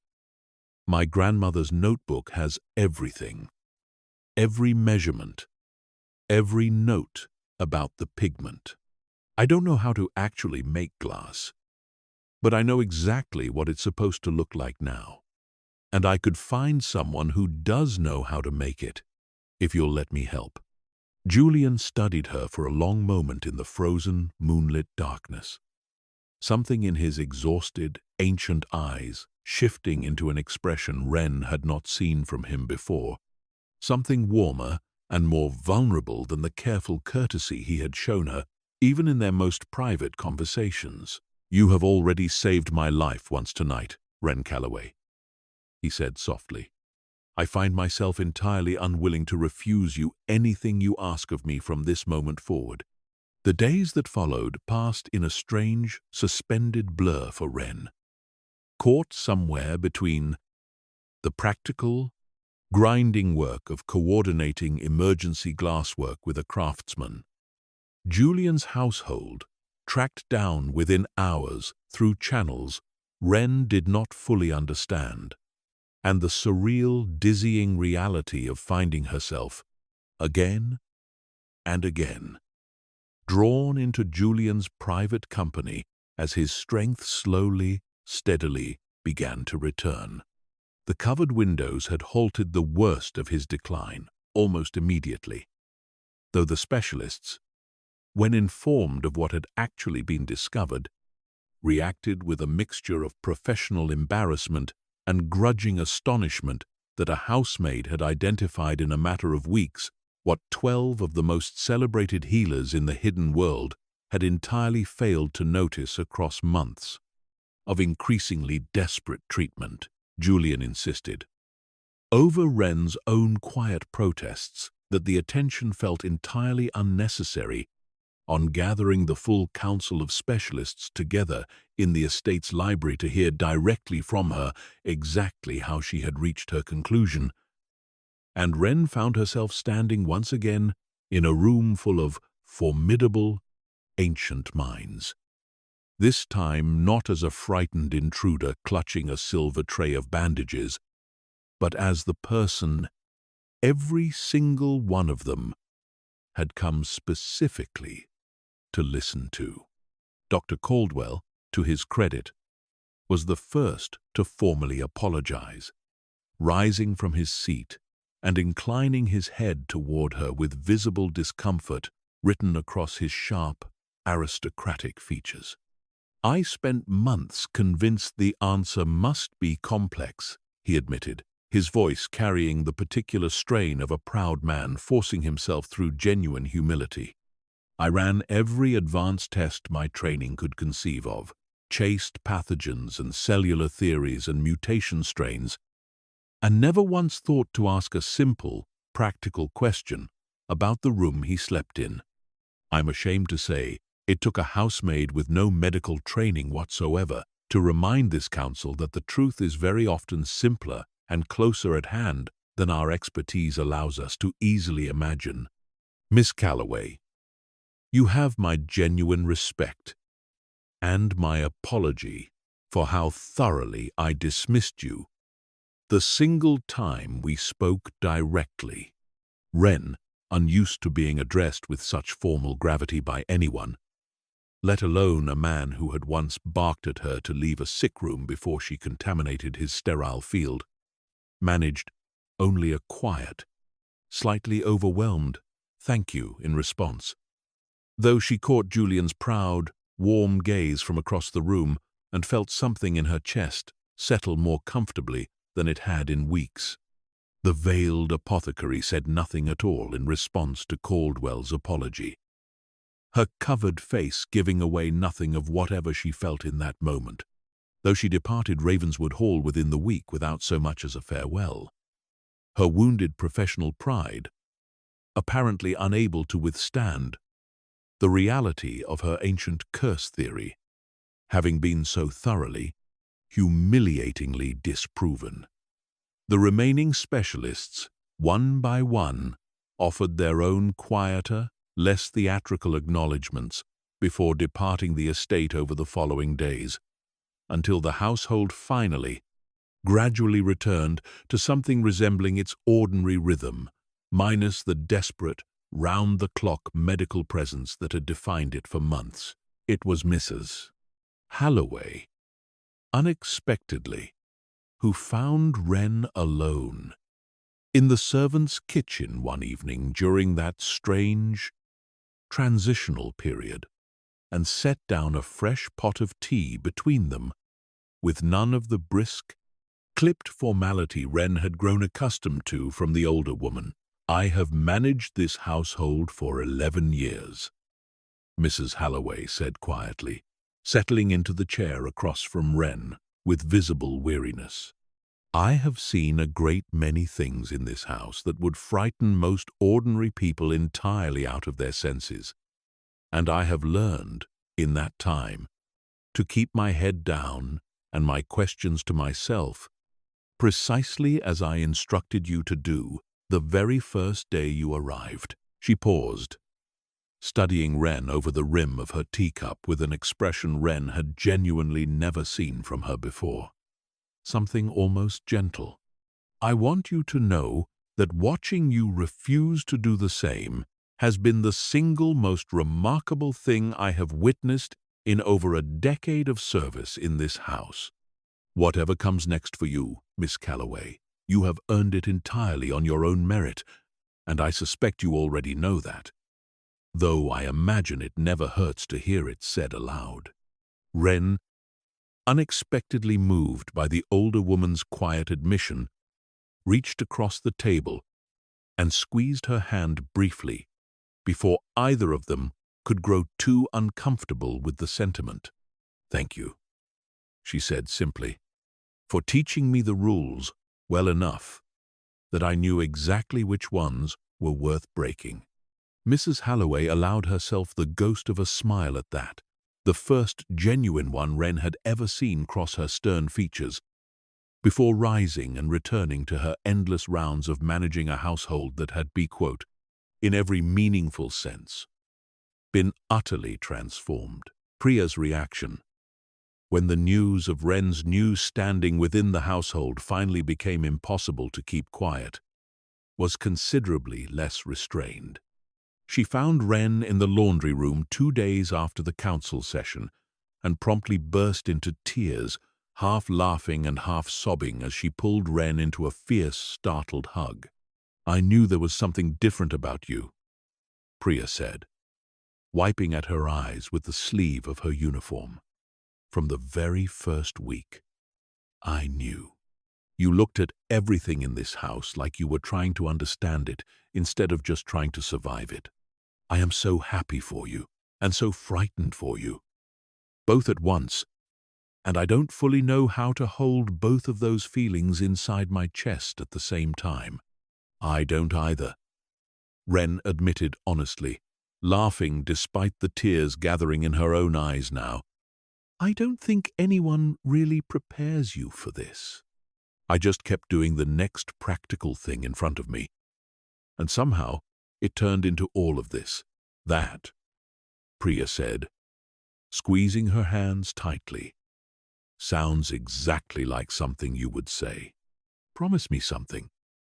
Before you become an actual queen and forget the rest of us entirely down here scrubbing floors." "I could never forget any of this," Ren said firmly. "I could never forget where I came from, or who was kind to me when I had absolutely nothing to offer in return. Whatever happens next, that's not going to change." Priya studied her for a long moment, something warm and relieved settling over her expression, before pulling Ren into one final tight embrace. "Good," she said simply. "Now, go. Be brilliant. I'll be down here rooting for you the entire time." But covering the windows had only stopped the damage from worsening. It had not undone the months of accumulated harm already done to Julian's ancient, weakened system. And it was on the 4th night after Reginald's arrest, as Julian's strength continued to plateau rather than fully recover, that Ren finally understood what true healing was going to require. She had been sitting with him in the estate's private study. A quiet, comfortable evening ritual they had fallen into, almost without discussing it, when a sudden wave of weakness overtook him mid-sentence, his words trailing off as his hand trembled visibly against the arm of his chair. "The windows have stopped the poison," he admitted quietly, once the worst of the tremor had passed. "But they cannot undo what has already accumulated in my system across months of exposure. My body requires something considerably more potent than the carefully rationed blood my physicians have provided to fully purge the remaining damage and rebuild what has been lost. I have been reluctant to ask for it, because what I require is not easily given, and I refuse to take from anyone who has not offered it freely, with full understanding of what it means." Ren felt her heart begin to pound in a way that had nothing to do with fear this time. "What do you need?" she asked quietly, though some instinctive part of her already suspected the answer. "Human blood," Julian said, his eyes carefully avoiding hers now, ancient shame flickering across features that had, over these past weeks, become achingly familiar to her. "Not the carefully processed reserves my physicians provide, drawn from donors who never see my face and never learn my name. Something freely given, directly, by someone who understands entirely what they are offering and chooses to offer it regardless. It accelerates healing in ways ordinary transfusion simply cannot replicate. But it is an intimate thing, Ren, far more intimate than it likely sounds. And I would never ask it of you, not after everything you have already sacrificed on my behalf." "You're not asking," Ren said, and found, to her own surprise, that her voice did not waver at all. "I'm offering." Julian's eyes finally lifted to meet hers, something raw and disbelieving and achingly hopeful passing across his exhausted face. "You do not fully understand what you are offering," he said quietly. "Then explain it to me," Ren said, moving to kneel beside his chair. "Take my hand, or whatever else you need. And let's stop pretending either one of us doesn't already know exactly where this has been heading since the night. You asked me to bring you a glass of water." Something in Julian's expression broke open entirely at that. Centuries of careful, guarded restraint, dissolving into something far more vulnerable than Ren had ever seen from him. He reached out, his cold fingers closing gently around her offered wrist, and studied her face with an intensity that made her breath catch in her throat. "This will feel strange," he warned softly, "and there will be a moment of pain before the sensation changes into something else entirely. If at any point you wish me to stop, you have only to say so, and I will stop instantly, whatever the cost to my own recovery. I trust you," Ren said simply, and meant every word of it completely. He lifted her wrist slowly to his lips, his eyes never leaving hers, and the bite, when it came, was sharp and sudden, a bright flare of pain that made Ren gasp involuntarily. But the pain dissolved almost instantly into something else, a strange, warm, spreading heaviness that pulled at her focus without quite frightening her. And she watched, through eyes that had gone heavy-lidded and unfocused, as color slowly, visibly returned to Julian's pale, exhausted face, the papery grayness of his skin softening back into something closer to the marble-smooth perfection she imagined he had once possessed before the poison had ever begun its slow work against him. He pulled back after only a few moments, far sooner than Ren, in her strange, warm haze, would have stopped him herself, his own control visibly costing him considerable effort. He bit gently into his own wrist and pressed the wound against her skin, and Ren watched, fascinated despite the dizziness still clouding her thoughts, as the twin marks on her own wrist sealed shut almost instantly, leaving nothing behind but two faint, silvery marks that ached faintly with something that felt almost like a phantom heartbeat all its own. "You have given me back my life," Julian murmured, still holding her hand gently in both of his own, his voice thick with an emotion Ren had never once heard from him across every conversation they had shared. Twice now, in the span of a single week. "I do not know how to properly thank someone for that, Ren Calloway. I am not entirely certain such a debt can ever be fully repaid."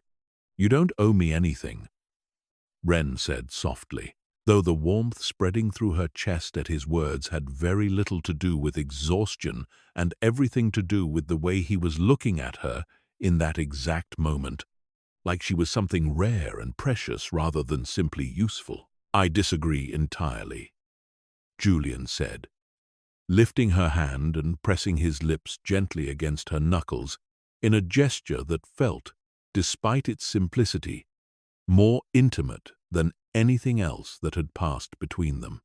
"But I intend to spend considerable time proving that disagreement to you, if you will permit me the privilege." The following weeks brought Julian's recovery in earnest, his strength returning steadily as the proper warded glass, crafted at last according to Agnes Calloway's careful, decades-old specifications, was installed pane by pane throughout the West Wing.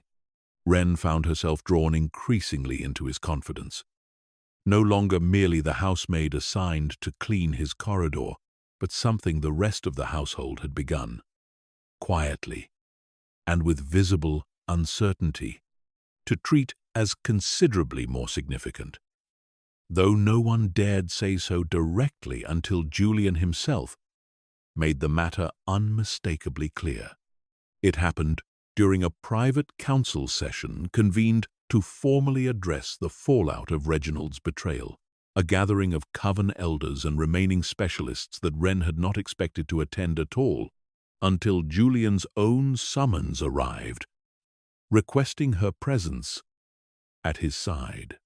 The council chamber was a vast, austere room she had never once been permitted to enter, lined with portraits of Thorn sovereigns stretching back centuries, and Wren felt every eye in the room track her as she crossed the threshold in her plain housemaid's uniform, acutely aware of how thoroughly out of place she must appear among the assembled elders in their formal, ancient finery.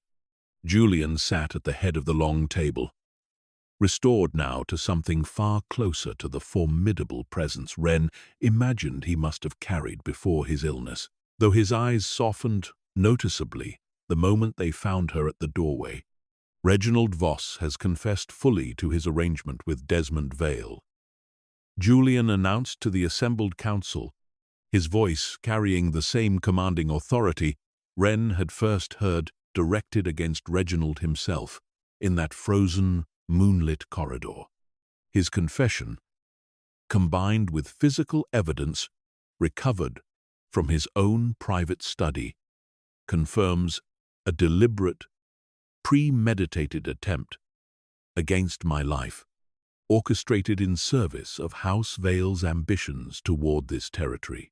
I intend to deal with House Vale directly and personally, in whatever manner the council deems appropriate under our ancient laws regarding attempted regicide.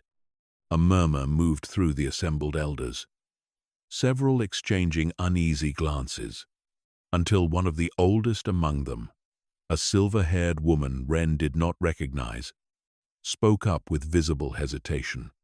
"And the human girl, my lord," she said carefully, her eyes flicking toward Wren with an expression caught somewhere between curiosity and suspicion. "What role does she play in these proceedings? It is highly irregular for a servant to be present during matters of council business." Julian's gaze moved to Wren, and something in his expression shifted into a quiet, unmistakable resolve that made her breath catch in her throat before he had even spoken a single word. "She is not a servant," Julian said, rising from his seat and crossing the length of the chamber to stand beside her, his hand finding hers with a gentleness that felt, in front of this entire formidable assembly, like the boldest statement he had ever made. "Wren Calloway identified the cause of my illness when 12 of the finest specialists in our world failed entirely to see it. She risked her own safety, repeatedly, to gather proof of Reginald's betrayal, and she offered her own blood freely to accelerate my recovery when I was too weak to properly heal on my own. I am alive today because of her, in ways that go considerably beyond simple gratitude. She stands here as my equal, and I expect this council to treat her accordingly, effective immediately." The silence that followed felt, to Wren, like it stretched on forever. Every ancient, formidable face in the room, studying her with an intensity she found nearly impossible to bear, until the silver-haired elder who had first questioned her presence rose slowly from her seat and inclined her head in a gesture of formal, unmistakable respect. "Then the council welcomes her," the elder said quietly, and one by one the rest of the assembled elders followed suit, until Wren found herself standing in a room full of ancient, powerful beings, every one of them bowing their heads toward a woman who, only weeks earlier, had been scrubbing their sovereign's floors without a single one of them sparing her a second glance. The matter of Desmond Vale did not resolve itself quite so quietly. as the council's formal proceedings might have suggested, and it was during the days leading up to that confrontation that Wren first understood exactly how dangerous the man Julian had chosen to love truly was, and exactly how much restraint he had been exercising.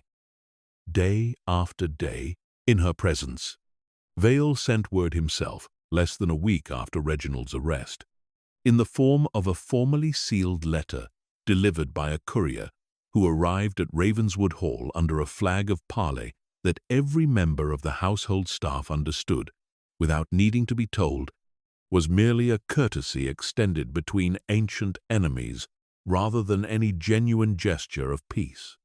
Julian read the letter alone in his study, and Wren, summoned afterward, found him standing at the window with the paper crumpled in one fist, his eyes burning that same vivid crimson she had seen only once before. In the frozen corridor, the night Reginald's betrayal had finally come undone. "He denies everything, of course," Julian said quietly, without turning to face her.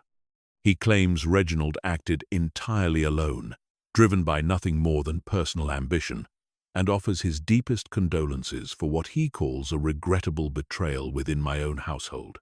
He very generously suggests we let the matter rest, given the delicate balance of peace between our territories." "And you don't believe him?" Wren said, though it was not really a question. "I have his own operative's voice recorded in a letter written in Reginald's hand," Julian said, finally turning to face her, referring to Vale by name, and discussing the northeastern territories as though they were already his to claim. "Desmond Vale has wanted this land since before your country existed in its current form. He will not stop simply because his instrument has been discovered and removed. He will only grow more careful and more patient. And someday, when I am no longer paying close enough attention, he will try again, through some other trusted hand I have not yet learned to suspect."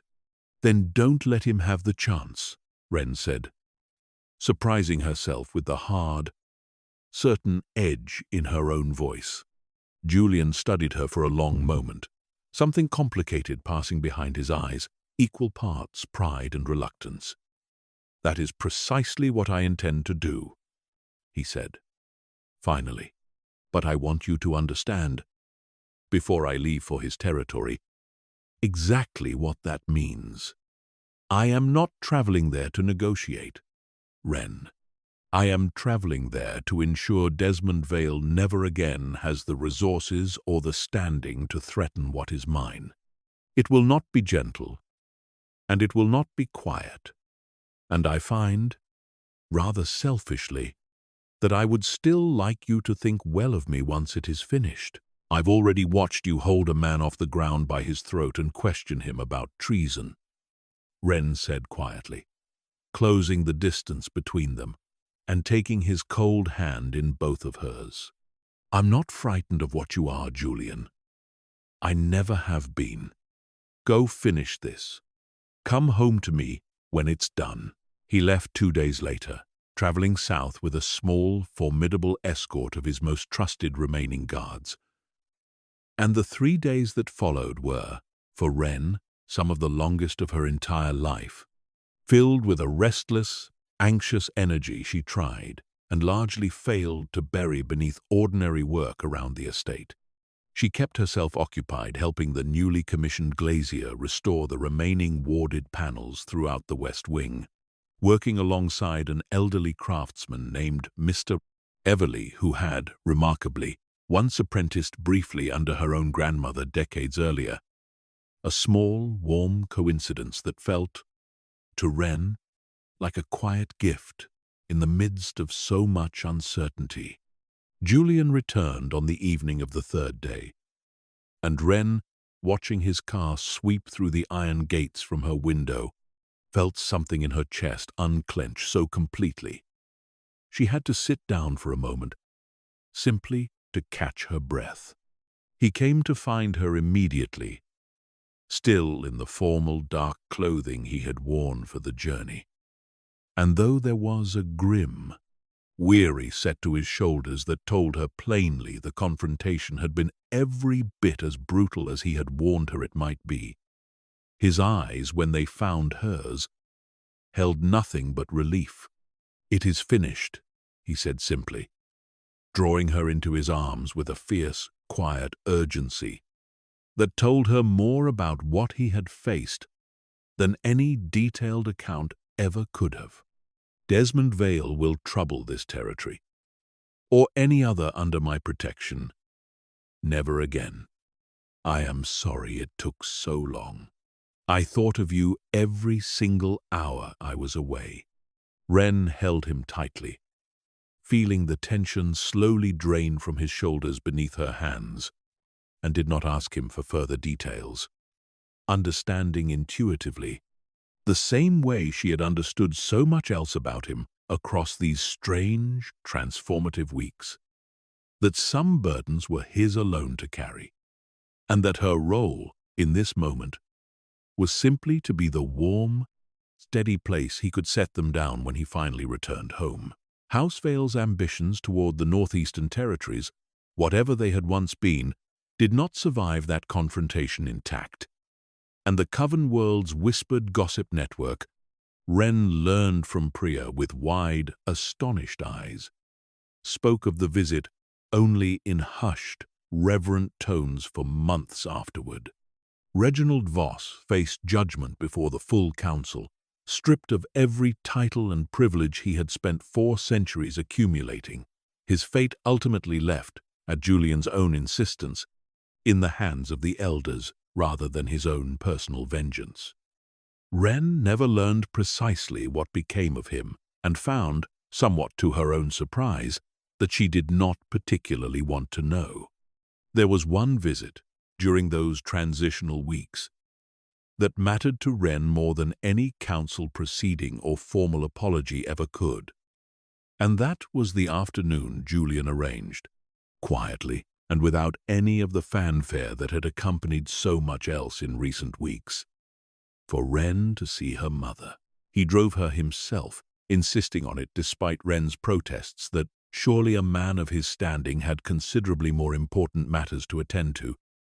And the 2 hours south passed in a comfortable, easy quiet that Wren had come to treasure in his company, his hand resting warm and steady over hers for most of the drive. The memory care facility Julian had quietly arranged for her mother's transfer to weeks earlier, without ever once mentioning it directly until the paperwork was already finalized, was unlike anything Wren had ever been able to afford on her own. All soft, natural light and gentle, patient staff and gardens, designed specifically to soothe rather than disorient. Eleanor Calloway did not recognize her daughter immediately, which was, by now, an ache Wren had learned to carry, rather than one she expected might ever fully heal.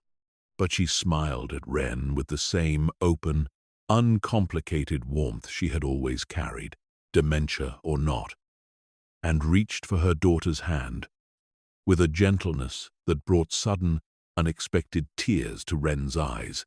"You have kind eyes," her mother said, studying Wren's face with the polite curiosity of someone meeting a pleasant stranger. "Do I know you from somewhere?"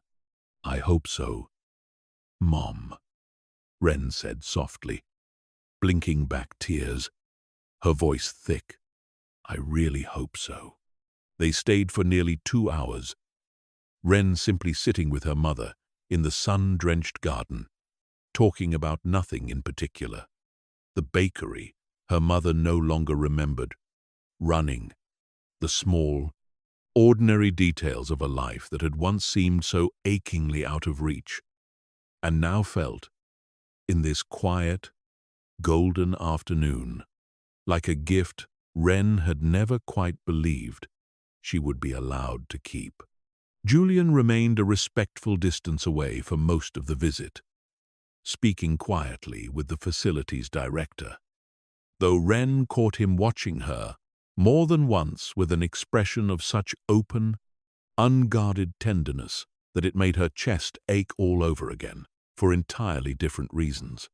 On the drive home, dusk settling soft and violet over the mountains, Wren finally found the words to properly thank him for what he had done. "You didn't have to do any of this," she said quietly. "The facility, the transfer, all of it.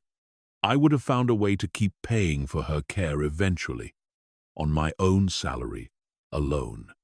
"I know you would have," Julian said, glancing over at her with something warm and certain in his expression. "You have proven, repeatedly, that you are entirely capable of finding your own way through nearly anything. But I did not do this because I believed you incapable, Wren. I did it because I love you, and because the people we love should never have to fight quite so hard, quite so alone, for the people they love in turn. Your mother deserved better care than either of us was able to give her on our own before we found each other. Now she has it. That is all this was ever meant to be." Wren reached across the car and took his hand, saying nothing further, because there was, in that particular moment, nothing further that needed saying at all. It was on a clear, cold evening, nearly 2 months after Wren had first arrived at Ravenswood Hall, standing beside Julian on the same private terrace where he had once told her, in a rare, unguarded moment during his recovery, about the centuries of loneliness that had preceded her arrival, that he finally asked her the question she had, in some quiet corner of her heart, been waiting weeks to hear. "I have ruled this territory for 400 years without a partner beside me," Julian said quietly, watching the last light fade slowly over the mist-shrouded pines below. "I told myself, across all those centuries, that solitude was simply the price of sovereignty, that no one could truly understand the weight of what I carry, that trust was a luxury I could not afford to extend to anyone." And then a housemaid with a mop and a dead woman's notebook walked into my dying chambers and saw me, truly saw me, in a way no one had managed in longer than I care to admit. Wren turned to face him fully, her heart hammering in a way that had become achingly familiar over these past weeks. "What are you asking me, Julian?" she said softly, though she suspected, watching the vulnerable hope written plainly across his ancient, beautiful features that she already knew. "I am asking you to stay," he said simply, "not as my housemaid, and not merely as my equal before the council, though you have earned that title many times over already. I am asking you to stay as my queen, Wren Calloway, for however many centuries you are willing to spend beside me. I cannot offer you an ordinary life. I can offer you eternity, if that is something you would ever want, and every single day of it spent being seen, truly seen, exactly the way you saw me when the entire hidden world had already given up." Wren thought, standing there on that quiet terrace with the mountain wind cold against her face, of her mother, safely settled now in the finest memory care facility on the eastern seaboard, her debts entirely cleared through arrangements Julian had made without ever once mentioning it directly, simply because he had learned, in the quiet way he learned everything about her, exactly what mattered most in her life. She thought of her grandmother's careful, protective notebook, tucked safely now in a place of honor within the estate's private library, the quiet legacy of a woman who could never have imagined the granddaughter she left behind would one day use that same careful, patient craft to save a king's life and change the entire course of the hidden world's fragile balance of power. Yes, Wren said, and found the word came easier, more certain than almost anything she had ever said in her life. I'll stay. Not for eternity because it sounds impressive, but because I have never once, in my entire life, felt as truly seen by anyone as I do, standing right here, right now, with you. Julian's expression broke open into something Wren had never once witnessed from him across every difficult, dangerous, quietly beautiful week they had spent together.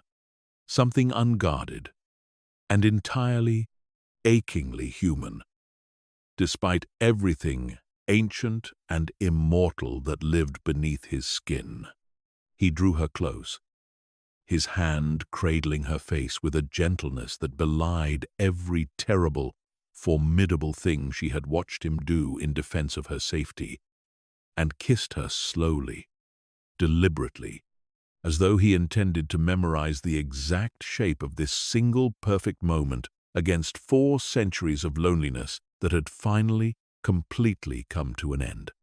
When he finally pulled back, resting his forehead gently against hers, his breath unsteady, in a way she had never once heard from him, even in the depths of his illness, he laughed softly, a warm, disbelieving sound that seemed to surprise him as much as it did her.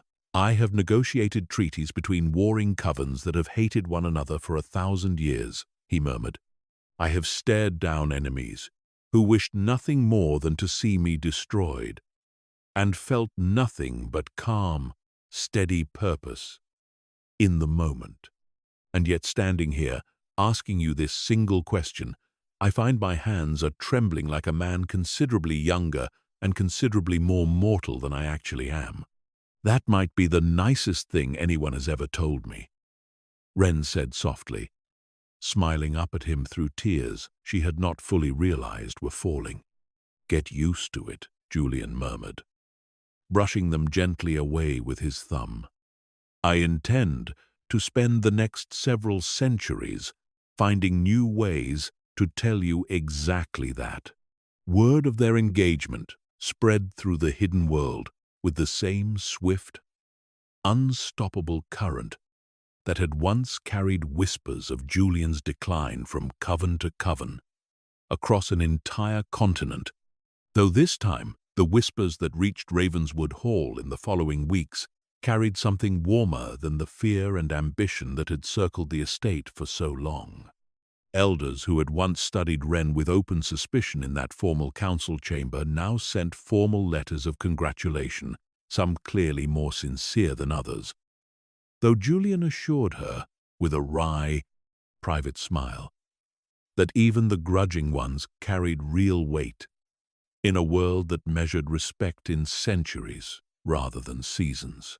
Mrs. Halloway oversaw the preparations for the ceremony with a fierce, quiet pride that Wren suspected had been building since that unexpected conversation over tea in the servants' kitchen, and Priya, delighted, beyond measure, at the prospect of formally standing beside Wren, rather than simply cheering for her from the laundry room, declared herself entirely unqualified for the honor, and then accepted it anyway, with tears streaming freely down her face.